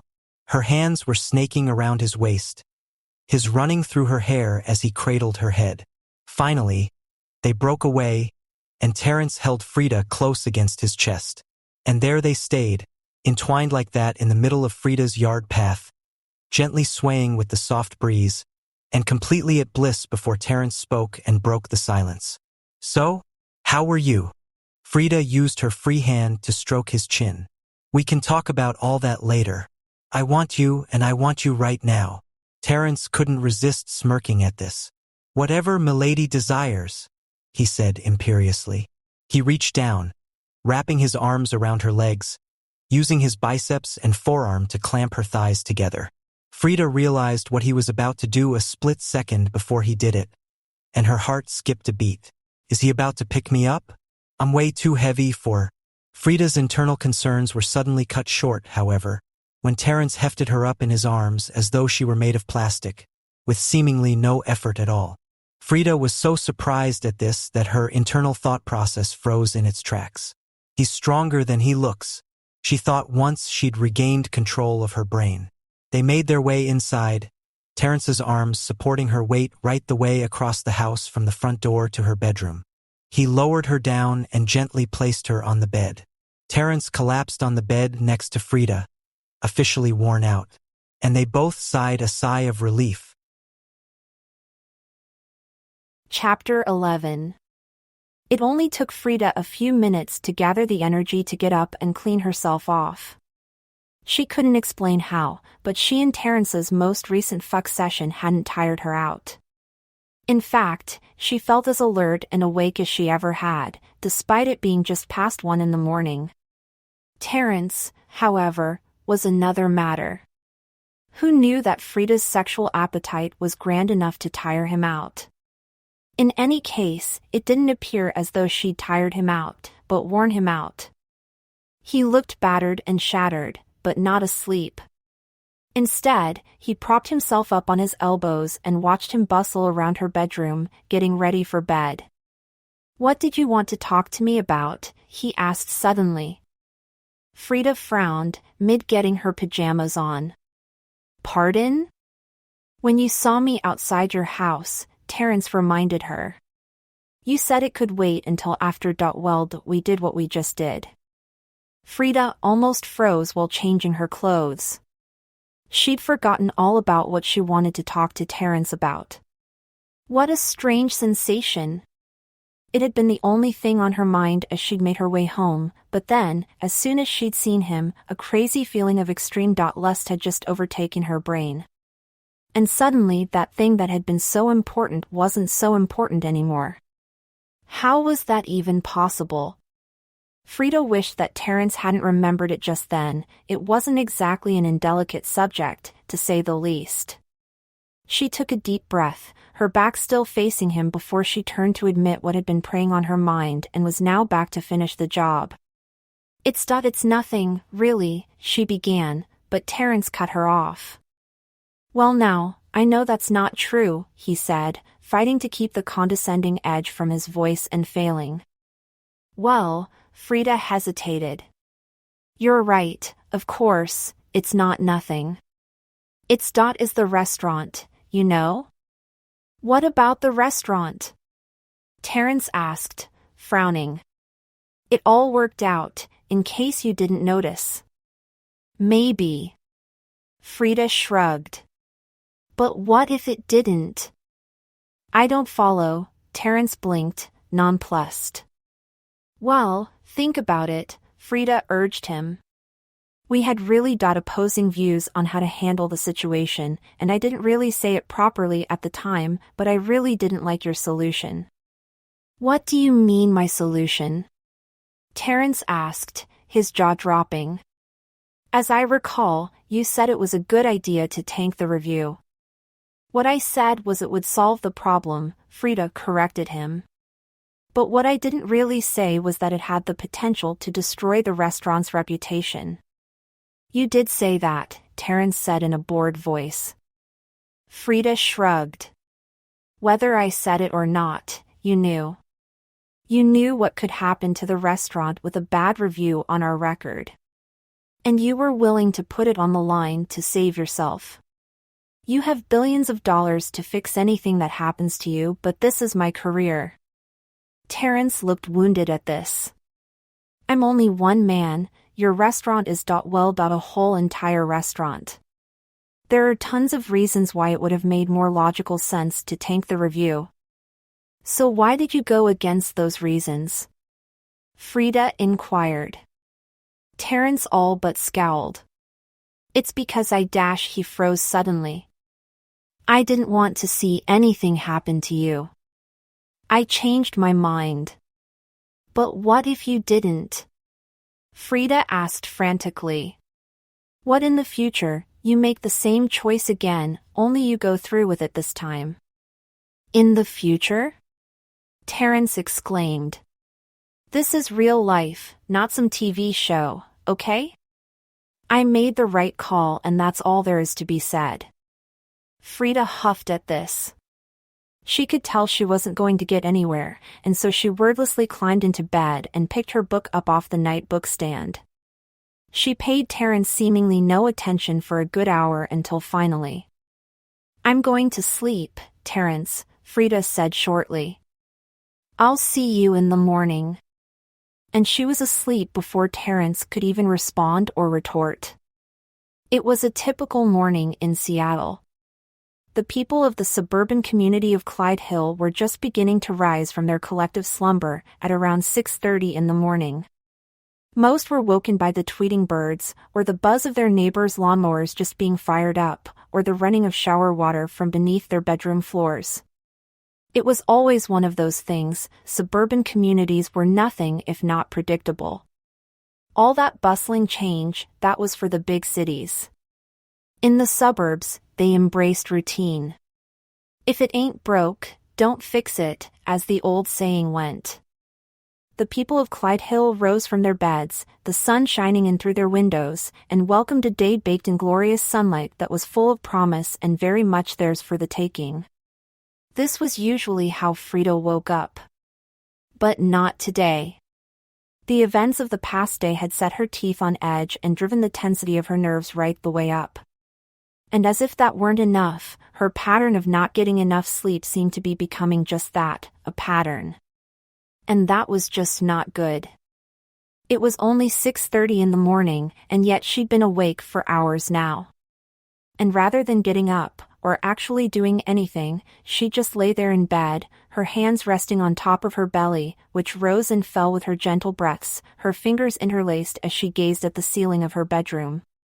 The ceiling was plain white, the four walls surrounding her painted matte gray. All of a sudden, Frida had decided that she hated the gray. It was a sad color, full of depression. How ironic, considering it was she who had selected the color scheme of this room. At the time it had seemed sophisticated, elegant, refined and just very adult. Now, of course, Frida had nothing but contempt for her 27-year-old self, who, after making head chef, was buying her first apartment with her fancy new salary. It was clear to her now that back then, she may have gone a teensy-weensy bit overboard. Although she couldn't exactly explain why, she barely understood it herself, Frida had been going through a phase when she'd first moved into this place. She'd been very preoccupied with appearances, and more specifically, appearing as a grown-up, classy adult. That was the reason she picked a place out in the suburbs, it was the reason that she'd selected such a boring, matte gray color scheme, and the reason that she had strange, abstract art that she didn't fully understand decorating the walls. Frida felt as though she'd grown and matured a fair bit in the year since she'd been going through that phase, because now she felt that people who pretended to like art that they didn't understand were pretentious nitwits. She thought that people who picked color schemes to convey appearances and actively attempted to appear classier or of higher social prestige than they actually felt were snobs, and people who owned glass decanters in their house were the snobbiest of the bunch, more likely than not. Fortunately, her choices in terms of her bedroom furniture weren't so bad. A triple-panel table mirror was set in the wall above her dressing table, the carpet was, instead of matching gray, pale cream-colored, a few shades shy of the tones of her own skin. The bedspread, however, was not so fortunate as to carry its own hue. It matched the matte gray of the walls to a T, and not for the first time, Frida cursed her own razor-sharp attention to detail. Frida felt Terence stir beside her, and she drew in a sharp breath. After their not argument, but slight disagreement last night, the last thing she wanted to do was get into another discussion with him this morning. Of course, that meant that she would have to simply lie in bed, as still as possible, until she physically could no longer and had to get up for work. A hefty price, to be sure, but one that Frida was sure she was willing to pay. Was any price ever too high to pay to avoid confrontation? Frida didn't know that such a number existed. Nor could she think of a situation or scenario where such a question would hold true. Avoiding confrontation was the secret to a long and happy life. Probably. She was only 28, hardly a testament or an icon that blazed the trail for others on how to defy the hands of time. No, Frida would leave that to women of far more seasoned years. As if the ordeal that she and Terence had just been through wasn't enough, Frida was becoming increasingly aware that she was approaching the big 30. 30 really wasn't that old, but then again, that was her logical brain talking. And being afraid of reaching a specific age is really neither logical nor rational. Still, Frida hadn't felt this way since she was 19 years old, nearly 10 years back. A lifetime away. And just as she had matured in some ways, her mindset had grown and evolved to the point where she found herself wondering, with increasing urgency, whether aging was simply a slow march toward an inevitable death. Thankfully, it was usually at this point where rational Frida joined the proverbial chat and swiftly put those thoughts to bed. Even so, Frida couldn't help but wonder, if this was making her worry, what would she be going through when her 40th birthday was upon her? That was a milestone that all men and women came upon eventually, if they were lucky, and only the wisest knew to fear. Frida had, on occasion, wondered if it wasn't the ones who didn't even make it to 40 who were the lucky ones. Of course, deaths were always a tragedy, the young and premature ones even more so, and yet there was a silver lining to every cloud, wasn't there? Those who died in youth would always be remembered as such, young and strong. They'd never know the horror of sitting in front of their mirror thinking, I used to have more hair here, or this didn't used to be here. Frida was far too young to speak from experience in this matter, but the day when the dreaded "these didn't used to be so droopy" would pass her lips was coming. Not for the first time, Frida definitely envied the male gender as a whole for being free of so many of the worries and constraints that the womenfolk of the world faced and embraced every single day of their lives. Frida was way too early for a midlife crisis, and yet here she was, overthinking every single thing that was there to be overthought. She found it strange, and indeed, amusing in a twisted sort of way, how she had no worries about her ever-advancing age a few years ago. At the age of 25, she was about as content with her age as it was possible for a human woman to be. And it was the abrupt change in her attitude toward the matter over such a short space of time that alarmed her, more than anything else. She'd gone from the happy-go-lucky age is just a number attitude to something entirely different in just 3 years. Something had happened in those 1100 days to make her all dark and moody in regards to age, like a female Edgar Allan Poe. It was all she could do to stop herself thinking about how each day continues the slow march toward the inevitable end that awaits each and every person on the planet. When she was younger, Frida just used to laugh at people who took life too seriously. Now she was one of them. Again, she should have expected it. That was the way of growing up, specifically the progression from childhood to adulthood. Nothing was as you expected it, and even less was as it seemed. Sometimes, in quiet moments, Frida reflected on how much had changed since she herself was a little girl. If anyone who knew her now could see her back then, they would never believe little Frida and grown-up Frida to be the same person. Little girl Frida was positively a ball of inquisitiveness. Forever asking questions and demanding answers that the adults around her didn't want to give. Frida still remembered the time she'd first asked her father where babies came from. A simple enough question to answer for a child, and yet her father had crashed and burned and started babbling, and he'd been halfway through showing Frida how to put a condom on a banana before her mother came in and smoothed the situation over with a book called Let's Talk About Sex. Somewhere along the way, however, Frida had lost that. She'd lost the bright, bubbly, wide-eyed girl and become something entirely different. Someone that she didn't always recognize. And she couldn't be certain exactly what had tipped her over that precipice. More likely than not, it was the stress of the job. Being a head chef, and following the path to becoming one, was certainly no walk in the park. Frida turned her head slightly to glance at the alarm clock on the bedside table. The time read 6:45. Normally, her alarm would be going off within the next quarter hour, but not today. She'd already disabled the alarm on the back end of one of her many visits to the bathroom during her fitful and sleepless night. She didn't need an alarm to wake her up. She'd always known that she was going to be up at the crack of dawn anyway, so what was the point? She hadn't even gone to the bathroom so many times because she needed to use the toilet. It was merely something to do, some small sense of purpose beyond lying in a dark room, alone but for her thoughts and the gentle snoring of the man that lay beside her. Frida rolled her eyes at her own internal monologue, especially at the words gentle snoring. It was only the second time that she was waking up next to him, and yet even she knew all too well that there was nothing gentle about Terrence's snoring, a long-standing fact about him that, to that very day, he continued to absolutely and unequivocally deny. Frida had made promise many a time to record him while he slept, to provide final proof that would put the discussion to bed, but she'd never gotten around to it. Terrence stirred again, and Frida caught her breath. It seemed as though confrontation was unavoidable in this instance.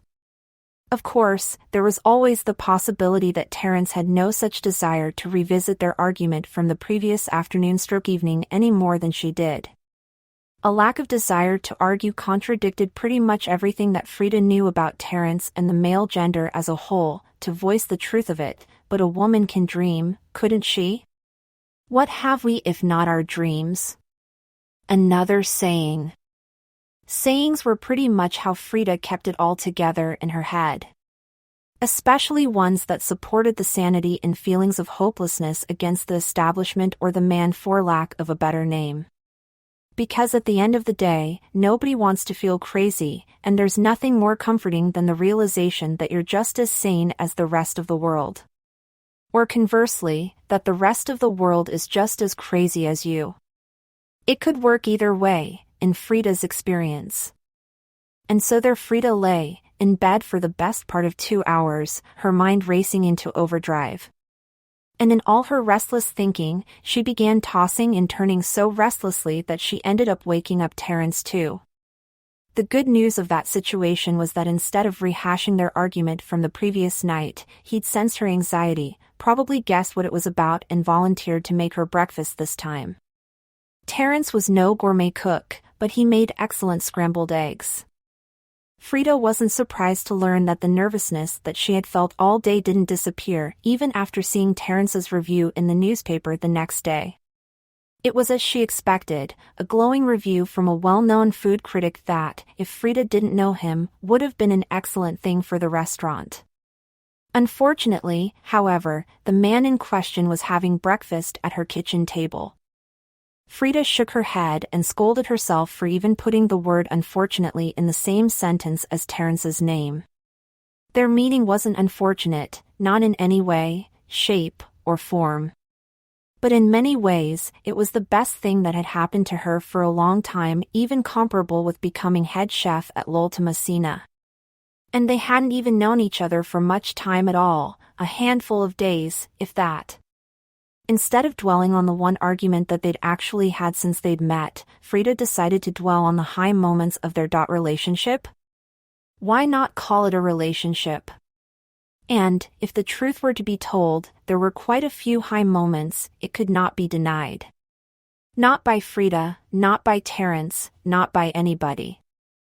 Suddenly, Frida heard a gentle buzzing and a soft ringtone from the lounge.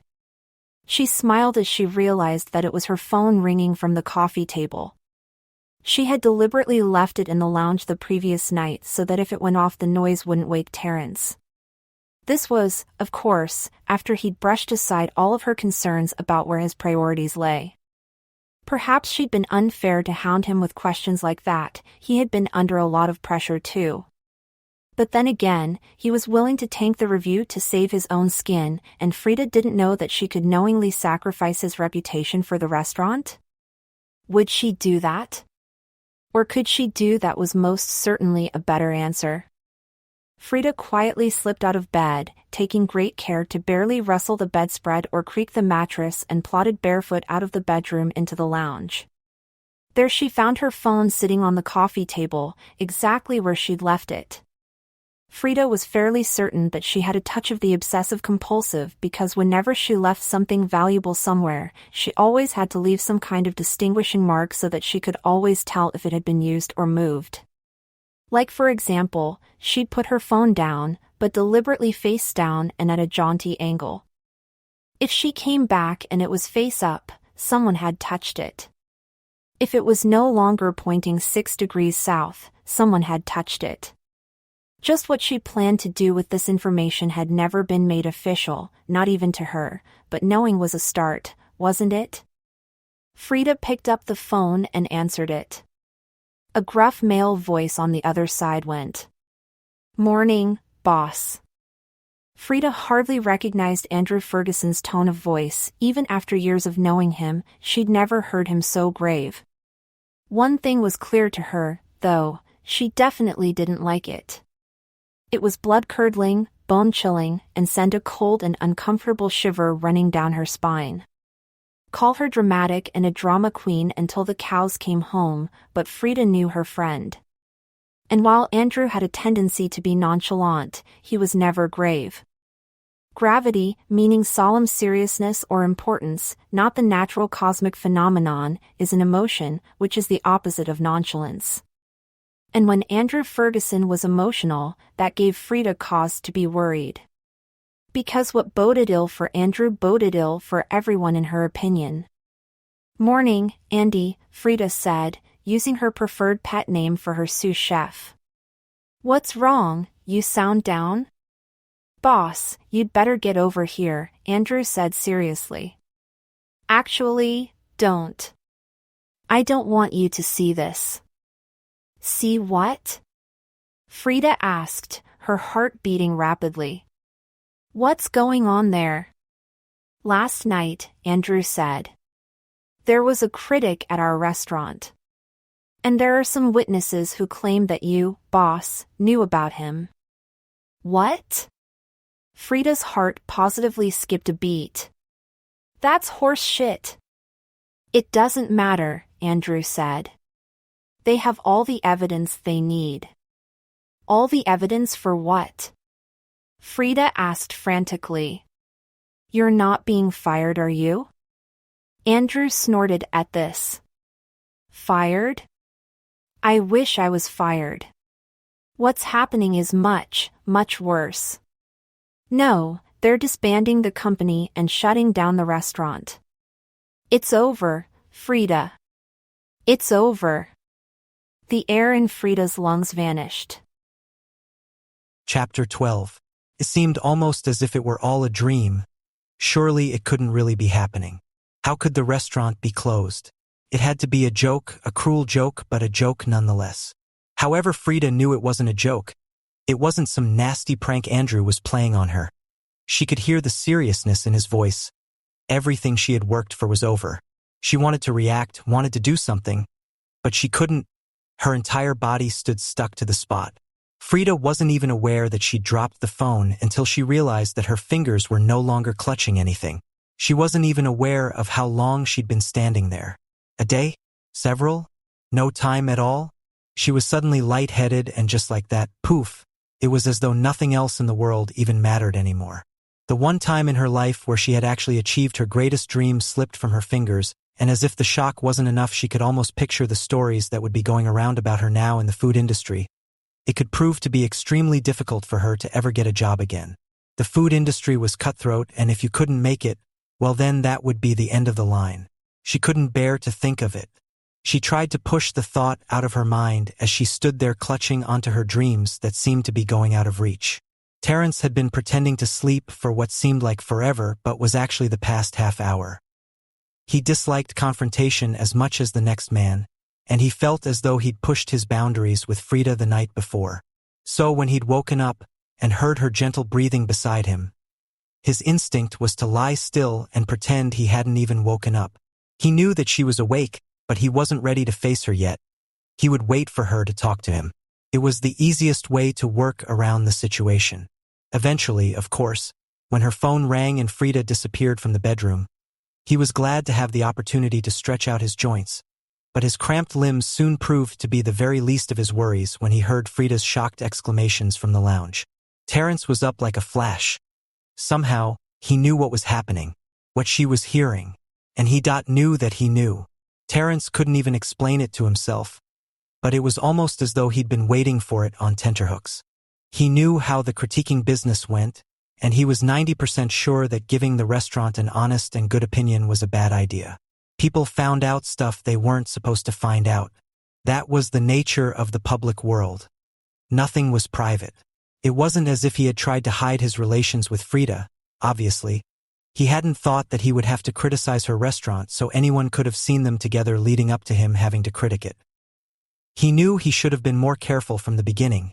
After all, she had told him she worked as head chef the night they met. He hated that it was him that had caused such a mess, even if it was completely out of his control. If his hunch was right, and L'Ultimacina was facing closure, then they wouldn't exactly be the first restaurant to close down because someone got an anonymous tip from a little birdie. Terrence had known this from day one. So why, then, had he changed tack at the last second and supported Frida's idea? Because he loved her, that was why. And he couldn't bear to be the one who destroyed her restaurant's reputation. Just as he couldn't bear to tell her the L word when she'd asked him the same question. Terrence smacked himself in the forehead. Stupid, stupid, Terrence. Dum-Dum Terry is what his siblings used to call him when they wanted to annoy him, and it worked too. He felt completely and utterly stupid and 100% responsible too. Terrence took a peek at the door. Frida was still standing there, in shock from what she was hearing. Terrence didn't want her finding out what he was about to do, because if she knew, she would never let him do it. But Terrence was a firm believer in no situation is beyond repair, especially if you had money and resources, and Terrence had both of those. So it was with this situation. Not beyond repair. Not by a long shot. Terrence darted around the room as quickly as he could, searching for his cell phone. When he found it, he hit speed dial, and the person on the other end picked up almost immediately. "Hello, Chris," Terrence said in a low voice.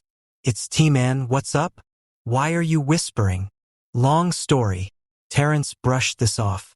"You know that idea I pitched you a few days ago? I need you to start making that happen." "Okay, no problemo," the man named Chris replied. "How soon?" "Couple months," Terrence replied. "It needs to be smack bang on her birthday." "Cute," Chris replied, somewhat derisively. "Name still the same?" "Yeah," Terrence nodded. "Call it Carter and Harrison." When Frida awoke the next morning, she knew exactly what was to blame for the sinking pit in the base of her stomach. Her entire world had been turned upside down, gone topsy-turvy, gone pear-shaped. There were so many different terms for exactly what had happened. 3 years she'd worked on painstakingly crafting her reputation and even her legacy in a way, at L'Ultimacina, and in the briefest, cruelest stroke, it was over. Just like that. When Frida had gotten the news, when she'd finally been able to meet her sous chef, or ex-sous chef actually, face to face, she'd looked Andrew in the eyes, waiting for him to reveal that it was some kind of sick, twisted joke. Of course, that was what she had hoped it would be. She hoped and longed that she was just having a bad dream and that someone would wake her up.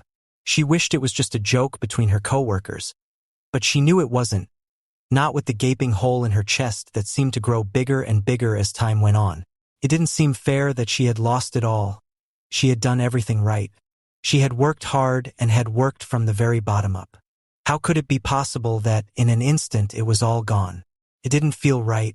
And when it had finally dawned on her that it wasn't a joke and that this was happening, Frida had felt sick, felt like she wanted to throw up and not stop until all her guts were spewed across the sidewalk. It wouldn't make the situation any better, and she doubted it would make her feel any better too. But her entire body wanted to react to the news as if she had eaten something had. Frida had heard many times that life was a fickle thing, that it was an enigma, that new surprises, twists, and turns lurked around every corner. And yet, she didn't think that she'd ever experienced it as fully as this before. 3 years her career had been in the making. 3 years she'd studied and trained and worked her fingers to the bone.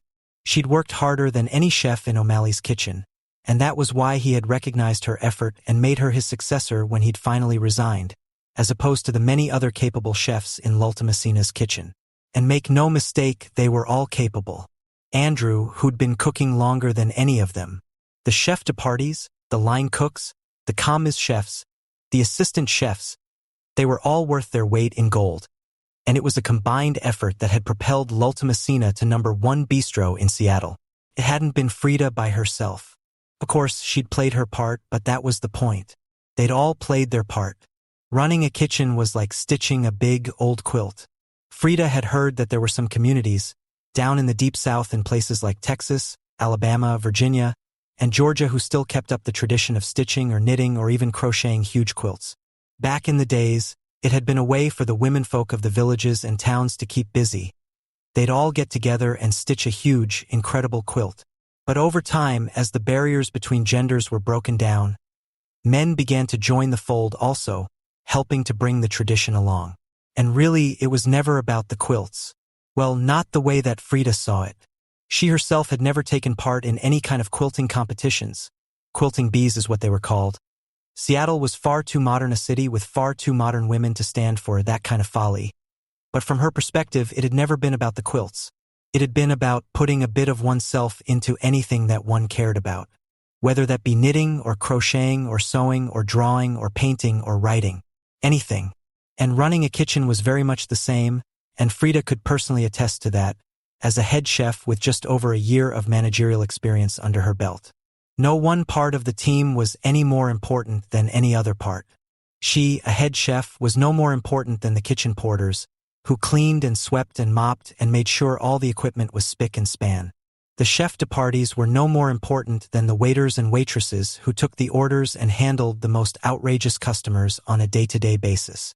Again, Frida could personally attest to it. Being a waitress was one of the toughest, most underrated jobs out there. How long had waiters, waitresses, and busboys been campaigning for a cost-of-living adjustment in order to support themselves? The public's outcry was always that people who served food didn't deserve $15 an hour. If they wanted good wages, they should have stayed in school and gotten their degrees like the smart kids. Frida had never agreed with that, because the people who said those things were the same ones who had never been waitresses, never had to be waitresses, and wouldn't last a day in the job even if you did pay them a living wage. Frida wished that she'd had more time. She wished that she'd been able to explain to her team more often just what they'd meant to her. But it was over now, and the time for such things was long past. For the past few weeks, since the restaurant had been shut down, Frida had been applying for job after job in and around the Seattle area. At first, she'd been expecting to be offered a high-level position because of her reputation, but now she saw how foolhardy that was. Her reputation was worth precisely nothing because her restaurant had gone down in flames.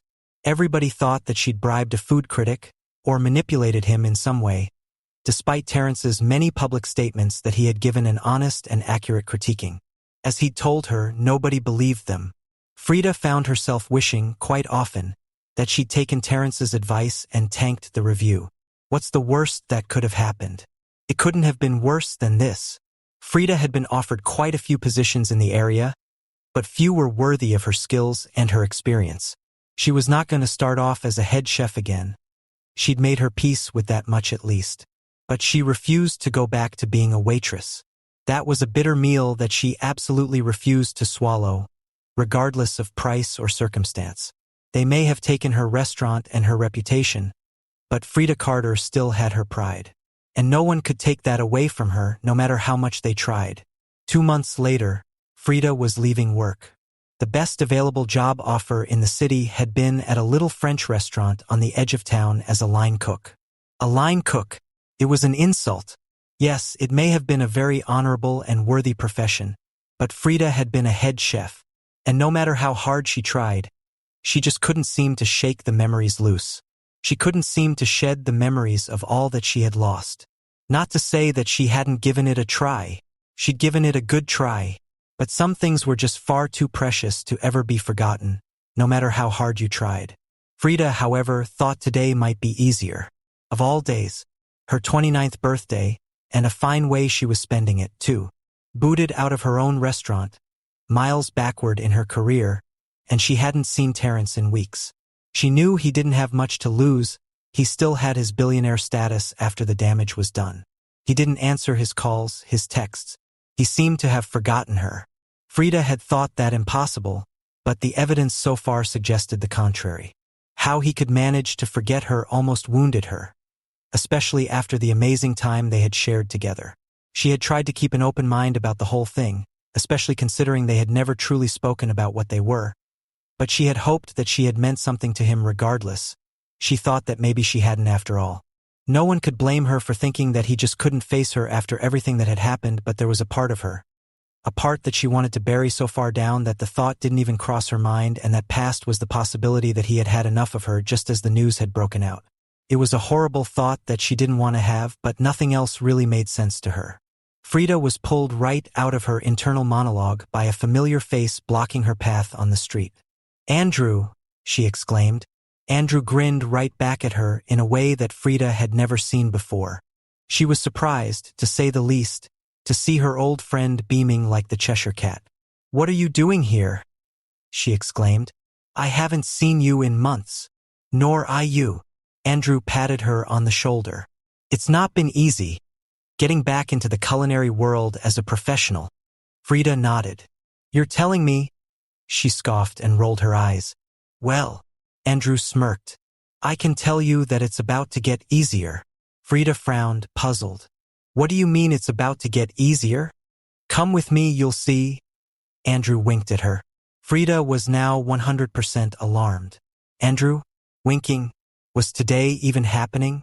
It seemed as if she had missed something, and she couldn't tell exactly what that was. Something about the way he talked and acted didn't add up, nor was it his normal behavior.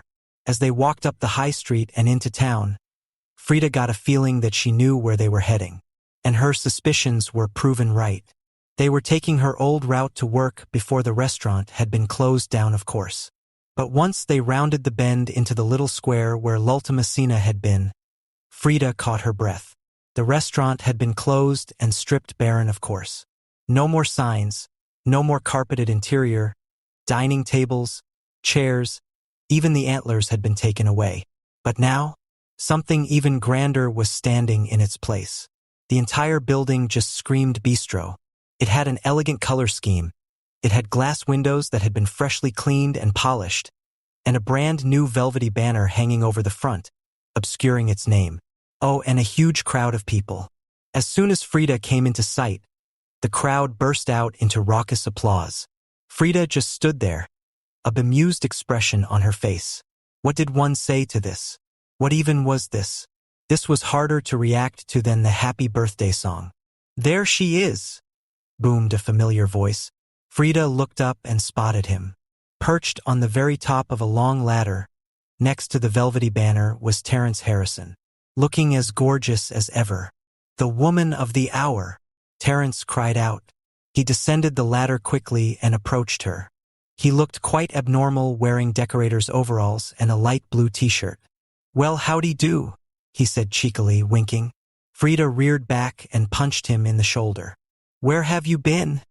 she exclaimed angrily. "Ow!" Terrence yelped, massaging his arm. "That hurt."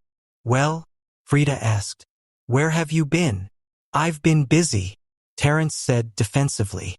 "Buying this place, and then refurbishing it, of course." "What is this place?" Frida looked up at the restaurant. Terrence smirked. "It's yours.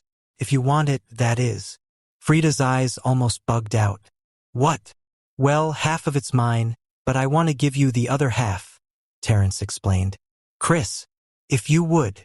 A man in the crowd yanked on a long rope, and the velvet banner slid away, revealing the embossed name of the bistro for all to see in all its glory. Welcome, Terrence said grandly, to Carter and Harrison's. Happy birthday, hun. He kissed her on the cheek, and the crowd awed. Frida even heard one or two wolf whistles. She was beyond ecstatic. He'd never called her hun before, but even better than that was the gift that he was trying to give her. It was beyond anything she had ever received before. She honestly had no way to compare it to anything in her entire life. Nothing had ever been handed to her. Nothing had ever been given to her so easily. And the fact that Terrence had done something so profound for her made her almost wanted to cry. "You'd make me the head chef here?" she asked, eyes full of wonder. She was amazed that he would do something like that for her, and she instantly felt bad for thinking the worst of him. To be fair, anyone in her position would have probably thought the same. Terrence smirked. Head chef and co-owner, shareholder, top kahuna, whatever you want to call it. And yes, before you ask, I've already hired Andrew as the sous chef. So what do you say? Frida looked around her, looked at her new business, looked at her best friend, smiling at her, looked at the crowd of adoring people who never lost faith in Frida Carter even when she was fired. She looked around at the city that she loved, and what that city had given her, and what that city was still giving to her. And best of all, she looked at Terrence. No longer just a man she was involved with. He was more than that, and they both knew it. He was her lover. It was a bond they shared. It was unlike anything she had ever experienced before. Even with all the doubts she had that had started to drive her a bit crazy, she knew by the look on Terrence's face that he was all hers, and she also knew that she was all his. There was no way she would ever see herself without him now. It was a scary thought, but the thrill of it was all she needed. "Terrence Harrison," she said softly, "you may just be the perfect man." She looped her arms around his neck, and they shared their first public kiss while the crowd roared in approval. She savored the feeling of his lips against hers. After all, it had been 2 months since she had last kissed him. It was amazing. Their bodies connected like they hadn't been apart, and their lips melted into each other, crushing against the others as they formed to make one whole. It was at his touch that Frida realized she would never get tired of how he felt against her and how he made her feel in the pit of her being. It was overwhelming and almost magical. It was almost crazy to think that Terrence had left his beautiful date not so long ago to talk to Frida, and soon he was building her a restaurant of her own. She didn't think she could have ever been that lucky.